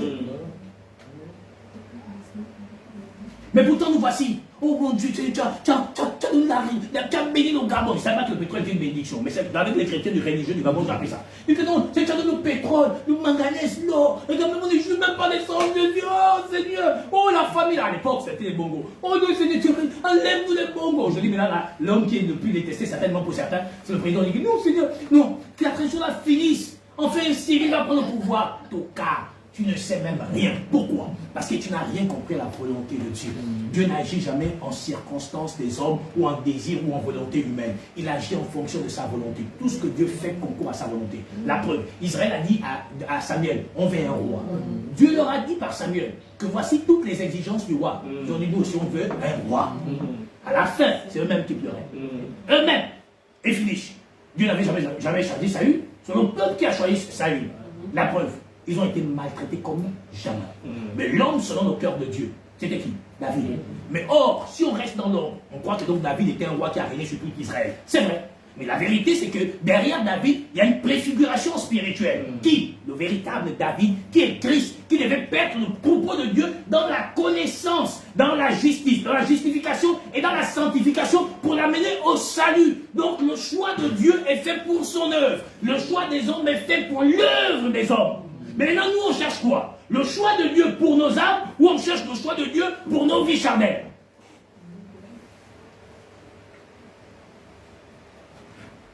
Dites-moi. Pourtant, l'Écriture dit, sentinelle, que vois-tu? Il dit, je vois le noir, je vois l'obscurité, je vois. Maintenant, nous sommes tous des sentinelles. Que voyons-nous pour notre pays? Tout le monde suit. Pourquoi? Parce qu'on attend que Makosso dise, j'ai vu une guerre civile, j'ai vu ceci, j'ai vu cela. Vous êtes les sentinelles, que voyez-vous? Rien. Pourquoi? Comme on est porté par nos élans et nos rêveries, Dieu ne nous révèle rien. Et quand même quand Dieu nous révèle, on dit c'est pas juste, Dieu ne peut pas permettre ça. Ah bon, toi tu es quoi? Tu connais Dieu pour dire que Dieu ne peut pas permettre ça? On ne connaît même pas Dieu. Dieu est venu dire à Abraham, bon, tu es mon ami, mais je vais détruire Sodome et Gomorrhe. Abraham n'a intercédé pas pour que Dieu ne détruise pas son de moi, mais pour que Dieu sauve le juste. Quand Dieu a sauvé le juste, il a détruit Sodome et Gomorrhe. Donc Dieu n'est pas dans la... C'est-à-dire, les frères, revenons vrai. Laissons les choses du monde au monde. Nous, on doit éclairer les gens du monde. Ils ont besoin de nous. Quand Joseph est amené comme esclave, Dieu a une mission. La mission de Dieu, c'est de sauver Israël. Il ne s'intéressait pas aux Égyptiens. Mais comme il doit sauver son peuple, il serait contraint de faire du bien aux Égyptiens. Mais la mission de Joseph, quand il envoie un esclave, dans le plan de Dieu, c'est que Joseph devienne l'instrument essentiel de Pharaon. Et ce n'est qu'à cet instant qu'il pourra secourir son peuple, donc Jacob. Qu'est-ce qu'il fait? Il envoie Israël et Joseph en esclavage. Il va en prison. Mais Dieu n'est pas fou. Parce qu'il sait qu'en l'envoyant en prison, il y a quelqu'un là-bas qui est lié à Pharaon, qui est en prison. Et comme je vais susciter en lui un songe, le don que j'ai mis en Joseph là, va lui permettre de sortir de la prison. Et c'est ce qui s'est passé. Et quand Joseph sort de prison, Pharaon encore, Dieu lui suscite un songe. Nous, personne n'a l'explication. Dieu va encore utiliser Joseph pour rétablir Joseph dans sa volonté parfaite. Et Joseph va expliquer le songe de Pharaon. Dès qu'il explique et que les choses se sont produites, il devient l'intendant de tous les biens de Pharaon. À la lumière de ça, Joseph n'est pas devenu roi d'Égypte.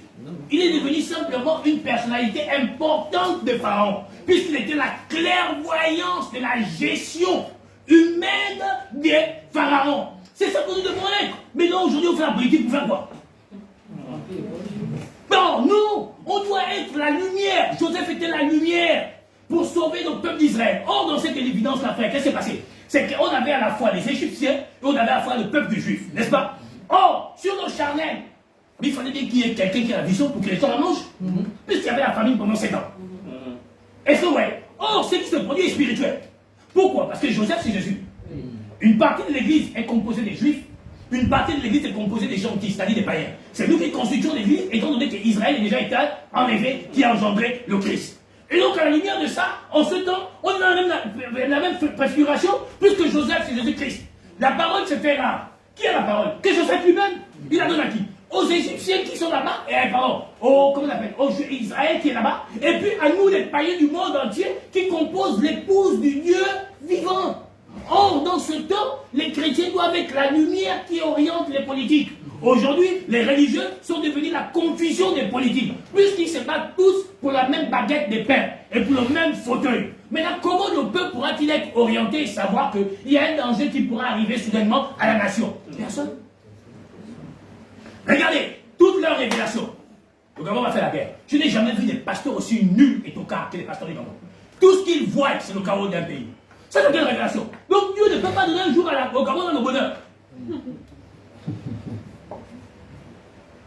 Et j'ai entendu l'autre jour la volonté permissive. J'ai dit, mais ça, c'est un bêtisier. Ça, c'est les conneries. Laissez les gens de la politique faire la politique. Devenons des lumières. Ce n'est que par nous. Et c'est pourquoi le christianisme n'est même pas respecté au Gabon. Si on était des vraies lumières, on aurait orienté les politiques depuis des lustres. Et toutes les erreurs qu'il y a dans ce pays ne devraient jamais exister. Ils étaient aux côtés de Feu Omar Bongo. Ils n'ont jamais montré le cap et la voie. Regardez ce qu'il est devenu au Gabon. Ils étaient aux côtés d'Ali Bongo. Certains d'entre eux, ils n'ont jamais montré le cap. Aujourd'hui encore, certains même sont là avec le président Legui. Il n'y a aucun qui montre le cap. Seulement des prières mensongères. J'ai prié, il va m'arriver ça. Mais c'est pas ça la clairvoyance de Joseph. La clairvoyance de Joseph, c'est de bâtir une nation forte et solide économiquement, sociale, culturellement et bien d'autres. C'est ça la clairvoyance de Jésus-Christ. Pour que nos peuples puissent l'adorer, il faut qu'ils voient la grandeur de Dieu dans le social, dans le sociétal, dans la vie quotidienne de chacun et dans le spirituel. Le Gabon doit devenir le centre de la révélation de Jésus-Christ par la lumière parfaite qui est le Saint-Esprit. Mais regardez aujourd'hui, le Gabon est objet de confusion avec tous les menteurs qui viennent depuis les pauvres femmes perdues qui ont déjà 67 ans, qui ont atteint la monopole sur la richesse des maris. Mais mon Dieu, quand tu as eu 20 ans, tu n'as pas de mari. Et après, elle se plaignent. Oh, les pieds se sont enflés. Oh, il y a eu l'accident. On revenait. On a marché jusqu'à. Comment on appelle ça? Au camp de Gaulle. Qui t'a envoyé? Tu cherches le mariage à 57 ans. Tu le mariage à 60 ans. Mais alors, il y a un prix à payer pour le mariage à 65 ans. C'est une évidence. Tu marches. C'est pas où qui j'en ai souvent. Galilée. C'est pas où qui j'en ai ça. Alors, tu entends bien. Pardon, j'ai cherché les paris. Et là, voilà la réalité. Et là encore, il y a un autre escroc qui est en train d'arriver. Et là, toutes les femmes perdues. Oh mon Dieu, mon Dieu. Mais quelqu'un qui vous dit que son baromètre, c'est les Simpsons. Tu crois que ça, c'est un chrétien? Mais tous les Gabonais vont courir encore. Et encore et encore. Mais pourtant, où est la lumière qui va orienter la nation vers le succès et la réussite? Mais regardez, nous avons un point spirituel. On a tout essayé. Qui n'a pas consulté les gangas parmi les gens qui gèrent le pays? Qui n'a pas belle les Indiens, les Chinois, tout ce que vous voulez? Mais le pays ne décolle pas. Pourquoi? Parce qu'il n'y a pas de sentinelles. Christos Santos parfait aux côtés des autorités pour leur montrer le cap et la vision à prendre pour éclairer la nation. Malheureusement, je crains qu'on continuera toujours encore et encore dans ce désordre absolu. J'ai pas chance qu'on comprend, frère. Continuons. Nous étions mon frère Joël. Jean 6. 37. Oui. Oui. 37, hein? Ouais. Ouais. Tout ce que le Père me donne viendront à moi. Ah, donc ça veut dire que donc c'est pas, oh, j'ai fait la prière de confession, mais Jésus donne ma vie à Jésus. Donc c'est pas Jésus qui c'est faux. Regarde le passage, il dit tout ce que le Père me donne. Non, c'est pas Jésus qui a choisi. Mais tu me diras que c'est écrit dans Jean 6 que c'est moi qui vous ai. Tu me diras encore que c'est écrit dans Matthieu 15, c'est moi qui vous ai choisi. Mais il dit ici que tout ce que le Père me donne. En vérité, il faut comprendre deux choses. La parole joue deux rôles. Le rôle du Père et le rôle du Fils. Il te faut l'esprit pour comprendre à quel instant c'est le Père qui parle, à quel instant c'est le Fils qui parle. Or, la vérité, c'est que le Fils n'a pas choisi son épouse. Donc, il n'a pas choisi quelqu'un. Pourquoi? Mais parce que dans l'eau, Dieu a envoyé le plus ancien de ses intendants chercher la femme d'Isaac. Donc, Jésus n'a jamais choisi sa femme. Il ne la connaît même pas. Il ne sait même pas quoi elle est femme. C'est à la fin aux noces qu'il saura qu'enfin, chair de ma chair, os de mes os. Or, pour l'instant, on n'y est pas encore arrivé, frère. C'est pas sûr, c'est comprendre. Continue, frère. Tout ce que le Père me donne viendront à moi. Et je ne mettrai pas dehors celui qui vient à moi. Car je suis descendu du ciel pour faire non ma volonté, mais la volonté de celui qui m'a envoyé. Donc ça veut dire que donc, si ce n'est pas sa volonté, ça veut dire que c'est la volonté de celui qui l'a envoyé. Donc celui qui l'a envoyé est en lui pour faire ça. Donc Jésus n'a jamais choisi quelqu'un, c'est le Père qui a choisi l'épouse. Arrêtez de faire les prières de confession, pardon. Les cures d'âme, ça ne sert à rien. Là, comme dit la Bible de Valérie. Ça ne sert à rien. Arrêtez, ne vous fatiguez pas. Éphésiens 2:10.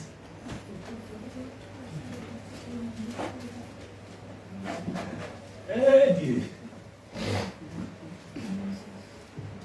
Car nous sommes son ouvrage, et ont été créés en Jésus-Christ. Ah, donc on est créé. Pas choisi, mais créé par lui. Donc ça veut dire en français simple, engendré par lui. Donc finalement, comment il te choisit alors que tu es engendré par lui? Non, c'est le Père qui choisit. Car personne ne vient au Fils sans que le Père lui attire. Et le Fils révèle le Père à qui il veut. Ça veut dire que donc c'est pas lui qui nous choisit. C'est donc le Père qui nous a choisis. Puisqu'on a été engendré par lui. Donc par sa côte qui a engendré l'épouse parfaite. Oui, sœur. Oui, frère. C'est toi?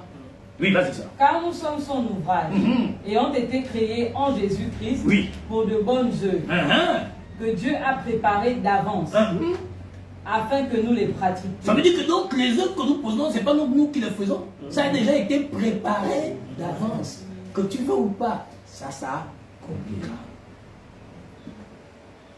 Frère Joël, Romains 8. 28 à 31. Sœur, après tu prends Jean 6, 44. Donnez-moi encore 10 minutes. Nous savons du reste que toute chose concourt au bien de ceux qui aiment Dieu. Alors frère, si nous savons du reste que toute chose concourt au bien de ceux qui aiment Dieu, ça veut dire qu'en vérité, je ne peux me lamenter ni me plaindre, puisque ça concourt. Ça concourt à bon bien. Continue, frère. De ceux qui sont appelés selon son dessein. Mais frère Joël, pourquoi donc on se plaint si ça concourt à notre bien? C'est ce qu'il a dit à Job, sœur Valérie. Il dit, m'accuserais-tu de te faire gloire? Ça veut dire que donc en vérité, nos lamentations nous empêchent de voir la gloire de Dieu. Vous savez pourquoi? Mais parce qu'en vérité, ce que Dieu nous fait vivre concourt à notre bien. Donc si ça concourt à mon bien, pourquoi je me lamente? Alors que nous tous on répète, oh, la parole dit que toutes choses concourent, là c'est quand on est en joie, frère. Toutes choses concourent au bien de ceux qui aiment bien, non? C'est vrai, quand on est en joie. Mais quand on est Christ là, ça ne concourt pas à notre bien. Alors que ça concourt à notre bien. C'est ce que dit l'Écriture. Il dit que donc, toutes choses concourent au bien de ceux qui aiment Dieu. Mon Dieu, frère, tellement je voudrais, comme a dit Paul, je voudrais être faible pour être encore plus fort. Oui, frère. Car ceux qu'il a connus d'avance, il les a aussi prédestinés à être semblables à l'image de son Fils. Frère, donc tu n'es pas encore à l'image de son Fils. C'est ça pourquoi? Mais parce que Éphésiens 4, à partir de la portion 11, dit quoi? Les dons ont été établis pour le perfectionnement des saints, en vue de l'œuvre du ministère et l'édification du corps du Christ, jusqu'à ce que nous soyons parvenus à la stature du Fils, parfaite du Fils de Dieu. Or, il dit quoi? Il nous a prédestinés pour être semblables. Or, pour être semblables, il nous faut quoi? Les 7 vertus jointes à notre foi pour faire de nous le chef-d'œuvre parfait. Mais on n'est même pas encore au chef-d'œuvre parfait. On est sur la lamentation. Ban Maroutian. C'est bon ça. Ou col bilou biot. Oh nyambio, oh nyambi, kokono, oh mon Dieu, oh bano, oh mounumio, oh mouradio. Ça va faire. Oh les enfants, le mari, les enfants. Oh Seigneur, ma vie, oh Seigneur Jésus, quel seul tu vas me visiter. Oh nyambokolo. Aïe aïe. Mon frère, nos draps là subissent. Oh, les larmes que les gars, si les draps pouvaient parler, ils disaient non. Frère, là, tu abuses. Toi aussi. Même pas 2 jours, tu me laves encore. Encore tes larmes. C'est compliqué, hein? Hein? Continue, frère, on va finir. Afin que son Fils fût le premier-né entre plusieurs frères. Oui, frère, tu sais moi. Mais parce que c'est lui qui le ciel a engendré pour le reste, le premier. C'est lui que le ciel a engendré. Et quand le ciel l'a engendré maintenant, est-ce que tu vois, quand le ciel l'engendre, il doit engendrer les autres? Comment? Par la foi. C'est pourquoi il dit à tous ceux qui l'ont. Donc dis-moi, quand tu ressens quoi? La foi, tu es engendré par lui. C'est pourquoi on dit on a été créé par lui, créé par la parole créatrice. Au commencement était la parole était avec Dieu, et puis Dieu était là. Donc la parole a engendré les semblables. Ceci est mon corps. Donc le corps de Christ est le semblable de Christ. Or le semblable de Christ est l'épouse du Dieu vivant. Donc qui? La parole et l'esprit face à lui. C'est pourquoi il dit que non, il a tant aimé le monde qu'il a donné son fils, enfin que quiconque croise en lui. Or, qui est ton prochain? C'est le semblable. Qui est le semblable? Mais la parole. Or, le semblable, c'est qui? C'est l'épouse. Mais comment Dieu peut-il haïr sa propre? C'est possible. Donc vous comprenez que donc tout ce qui dépouille les gens dans les assemblées ne connaissent pas Christ. Parce que comment Christ peut voler sa femme? Et comment la femme de Christ peut voler son mari? Savez-vous, non? Vous voyez pourquoi donc Dieu a tué Ananias et Saphira? Parce qu'ils ont voulu voler qui? L'épouse. Tu veux me voler moi l'épouse? Tu veux me Nous, je vais te tuer. Or, l'église ne peut pas se voler. Mais pourtant, aujourd'hui, on dépouille les gens. Ça veut dire que non, ce n'est pas les semblables. Oui, frère. Prends Éphésiens déjà, 1, 4, 5. Il termine ici. Et ceux qu'il a prédestinés, il les a aussi appelés. Et ceux qu'il a appelés, oui, il les a aussi justifiés. Ah, donc ça veut dire que non seulement il t'a appelé, et puis il t'a justifié. Maintenant, si tu es justifié, les fois qu'on te dit, oh non, j'ai fait plus ça, j'ai fait plus ça, comment est-ce que moi je suis dans le monde? Non. Pourquoi me pose-t-on des règlements du monde? Comme si je vivais encore dans le monde. Non, je ne suis plus du monde. Maintenant, pourquoi on m'impose ça? Or, on t'impose ça parce que tu vas arriver à la sanctification, tu vas te voir, Dieu te dit que tu vas me voir comment?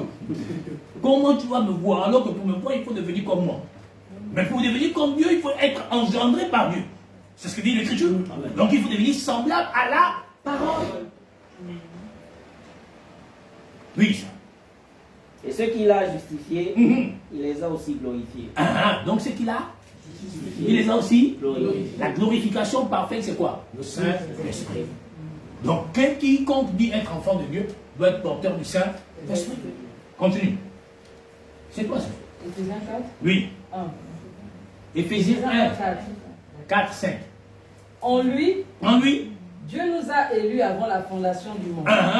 Pour que nous soyons saints et irrépréhensibles devant lui. Ça veut dire que donc Dieu nous a élus pour que nous soyons saints et irrépréhensibles. Non, regarde, il dit que Dieu nous a élus pour que nous soyons. Donc que tu veux ou pas, tu le sauras.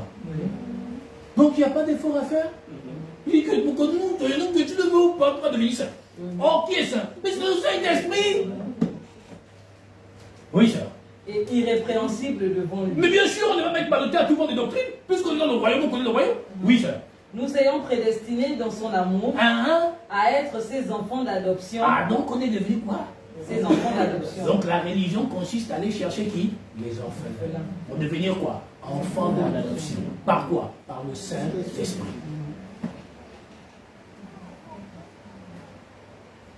C'est fini. Par Jésus-Christ, selon le bon plaisir de sa volonté. Ah, donc même c'est même pas selon mon désir et mon plaisir, mais selon le bon plaisir de sa volonté. Je vous en supplie, ne vous fatiguez plus. Laissez Dieu, s'il vous a appelé, il va vous amener. Voilà, arrêtez vos prières cadeaux là. Ça ne vous sert à rien. Parce qu'après, quand tu rentres au quartier, ta même nature là te rattrape. C'est toi qui chasses les enfants qui viennent cueillir les mangues.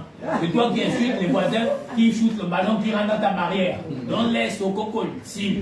Les choses là, c'est pas pour vous. La transformation, c'est pas quand on va se mettre à danser, oh, nous allons à Canaan. Non. La transformation, c'est en tout lieu, en tout endroit.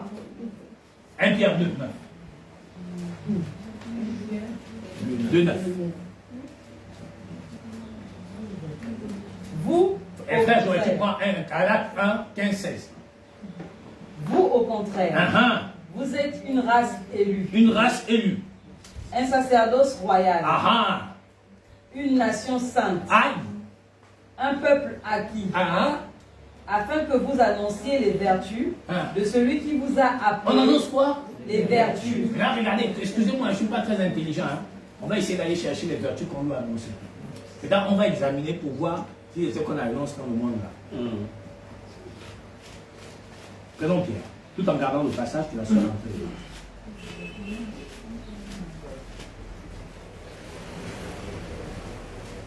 De Pierre 1, la portion 5. Il n'a pas été 5 à 8. Non. 2 Pierre 1. Partir de la portion 5 à 8. À cause de cela même, faites tous vos efforts pour joindre à votre foi la vertu. Ah, donc il y a des vertus, non? Il dit que pour nous annonçons les vertus de Dieu. Oui. À la vertu, la science. Donc la science est une vertu. Oui. À la science, la tempérance. C'est une vertu. À la tempérance, la patience. C'est une vertu. À la patience, la piété. Une autre. À la piété, l'amour fraternel. Une autre. À l'amour fraternel, la charité. Bon, pardon, je vous explique, pardon. Est-ce que c'est ça là qu'on enseigne? Non. On parle de sorcellerie, des maris de nuit, des femmes de nuit, des enfants bloqués, des enfants volés, l'intelligence arrachée, la richesse arrachée, l'esprit de pauvreté, l'esprit de célibat et autres. On dit pour annoncer les vertus. Donc Dieu a des vertus qui doivent être annoncées pour amener les hommes à la conformité de cette vertu de Dieu, donc du chef-d'œuvre éternel. Ça veut dire que donc un chrétien doit atteindre la plénitude. Or, pour atteindre la plénitude, il te faut les 7 vertus. Si tu n'as pas les 7 vertus, tu n'es pas encore un homme accompli. Tu n'es pas donc encore un homme parfait.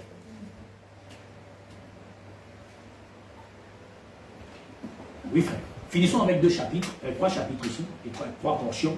Tu vas remarquer une chose, là je vais finir ce matin, pour vous parler simplement du choisi. Vous allez remarquer que selon tout ce qu'on a parcouru jusqu'à maintenant, donc le choisi, ce n'est pas nous, mais c'est Christ. Mais la Christ en nous nous dispose par sa volonté pour nos âmes à devenir conformes à sa volonté. Mais maintenant, regardez, quand on est donc choisi pour le devenir, vous allez remarquer qu'il y a donc un choix à faire.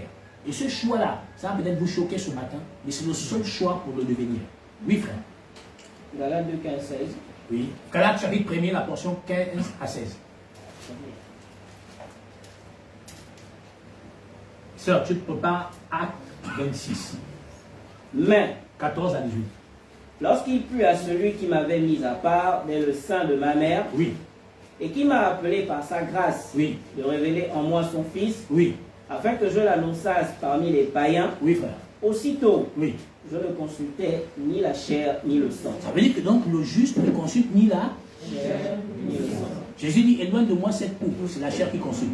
Non pas ma volonté, mais ta volonté. Qu'ai-je à désirer, c'est pour cette heure que je suis venu. Donc frère, donc le juste ne choisit pas la chair et le sang. Et donc il ne choisit pas les émotions, il ne choisit pas les sentiments, il ne choisit pas la convoitise de la terre. Il choisit quoi? L'affection des choses d'en haut. Or finalement, examinons-nous ce matin, tous, que ceux qui sont en direct ou nous, est-ce que nous sommes donc réellement le juste? Oui, sœur. Actes 26, 14 à 18. Frère, tu prends Jean 21, 18. Nous tombâmes tous par terre. Et j'entendis une voix qui me disait en langue hébraïque, Saul, Saul, pourquoi me persécutes-tu? Oui. Il te serait dur de régimber contre les aiguillons. Donc, les gens, l'élu ne régiment pas contre les aiguillons. Donc, tu n'agis plus pour toi, mais pour celui qui t'a envoyé. Comme un militaire qui est appelé au service militaire, n'agit plus pour lui, mais pour celui qui l'a enrôlé. Est-ce qu'on se comprend? Oui, sœur. Je répondis, oui. Qui es-tu, Seigneur? Oui. Et le Seigneur dit, je suis Jésus que tu persécutes. Continue. Mais lève-toi oui. et tiens-toi sur tes pieds. Oui. Car je te suis apparu pour t'établir ministre oui. et témoin des choses que tu as vues. Donc déjà, le juste n'est pas établi par lui, mais par le Seigneur. Donc Jésus lui-même ne fut pas appelé fils de Dieu ou établi fils de Dieu. Il obtient de celui qui a dit, je t'engendre aujourd'hui, tu serais sacrificateur selon l'ordre de Melchisédek. Donc aucun serviteur de Dieu ne peut être oint par un homme, mais par Dieu seul. Ma soeur se comprend. Oui, sœur. Et de celles pour lesquelles je t'apparaîtrai. Je t'ai choisi du milieu de ce peuple et du milieu des païens vers qui je t'envoie. Afin que tu leur ouvres les yeux. Donc la mission donc du juste, c'est faire quoi? Ouvrir les yeux. Est-ce que c'est les charnels ou les spirituels? Spirituels. Continue. Pour qu'ils passent des ténèbres à la lumière. Donc tu as dit qu'on passe des ténèbres à la lumière. Or, celui qui est dans les ténèbres, c'est celui qui est aveugle spirituellement. Celui qui est dans la lumière, c'est celui qui voit spirituellement. Or, Paul là, c'est Dieu qui l'apparaît. Mais Paul, ils sont nombreux. On dit seulement, il n'y a que Paul qui a entendu la voix. Ça veut dire que donc, il y a beaucoup d'appelés. Donc, seuls les élus entendent sa voix et le suivent. Oui, sœur. Et de la puissance de Satan à Dieu. Voilà la mission donc du Saint-Esprit. Quand il vient un homme, c'est de faire ouvrir les yeux des aveugles, c'est de sortir les hommes des ténèbres à l'admirable lumière de Dieu. Il n'a plus une autre mission. C'est ça là. Oui. Pour qu'ils reçoivent par la foi en moi le pardon des péchés et l'héritage avec les sanctifiés. Donc le pardon des péchés et l'héritage avec qui? Les sanctifiés. Pas les sanctifiés de l'abstinence du vin et du sexe. Les sanctifiés par le Saint-Esprit. Oui frère, finissons ici. Jean 21, 18. Oui. En vérité, je te le dis. Oui. Quand tu étais plus jeune, il dit à Pierre. Tu te saignais toi-même. Donc il dit à Pierre, quand tu étais jeune, quand on était donc païen, dans la chair, on faisait tout ce qu'on voulait et on désirait. Oui. Et tu allais où tu voulais. Oh frère, quand on ne connaissait pas Dieu, on était les champions des boîtes de nuit peut-être pour certains. Les champions de, oh je suis un bel homme, oh je suis une belle femme, n'est-ce pas? Voilà. Il a dit quand tu étais là-bas. Maintenant, quand tu vas venir ici, la suite frère. Mais quand tu seras vieux. Donc quand l'ancien des jours serait en toi. tu éteindras tes mains. Et donc il dit que tu vas donc faire comme ça faire. Tu passes à un policier. Monsieur, c'est bon. Je le reconnais. Quoi? Mon frère, mets seulement pas. Et donc tu vas étendre tes mains, oui. Et un autre te ceindra. Ah, donc tu étends les mains et puis un autre te ceindra. Oui. Donc on Il te te mènera où tu ne voudras pas. Ça veut dire qu'il t'amène où? Tu ne voudras pas. Donc vous comprenez qu'en vérité, le juste c'est l'esclave. À qui le maître a mandaté, il le lie et l'amène là où il ne veut pas. Pourquoi? Parce qu'en fait, le Saint-Esprit a une mission, faire des nations des disciples. Or, pour faire des nations des disciples, Dieu a besoin donc d'un homme. Il utilise donc l'homme avec sa parole et le Saint-Esprit. Et la parole là et l'Esprit là, c'est lui là maintenant qui conduit tes pas. Donc ce n'est plus toi qui décides, mais c'est la parole et l'Esprit là maintenant qui conduit tes pas. Lui dit à Pierre, quand tu es Dieu, je ne fais ce que tu veux, mais quand un autre te lira, te sèmera, il t'amènera maintenant là où tu ne veux pas. Or en réalité, nous-mêmes, il y a des endroits où on ne veut pas aller. Mais comme c'est la volonté de Dieu, on s'y rend. Voilà l'esclave de Dieu. Il ne se dispose pas, mais il est disposé pour Dieu. Alors sommes-nous ce juste? Que Dieu vous bénisse en nom de Jésus-Christ. Amen. Je vous donne rendez-vous demain. On parlera de la place du chrétien dans la tradition, ou la tradition dans la vie du chrétien. Demain, 18h30, s'il plaît à notre Dieu et à notre Seigneur Jésus-Christ. Voilà ce que Dieu a mis dans mon cœur pour vous ce matin et je vais tenir à vous révéler cela.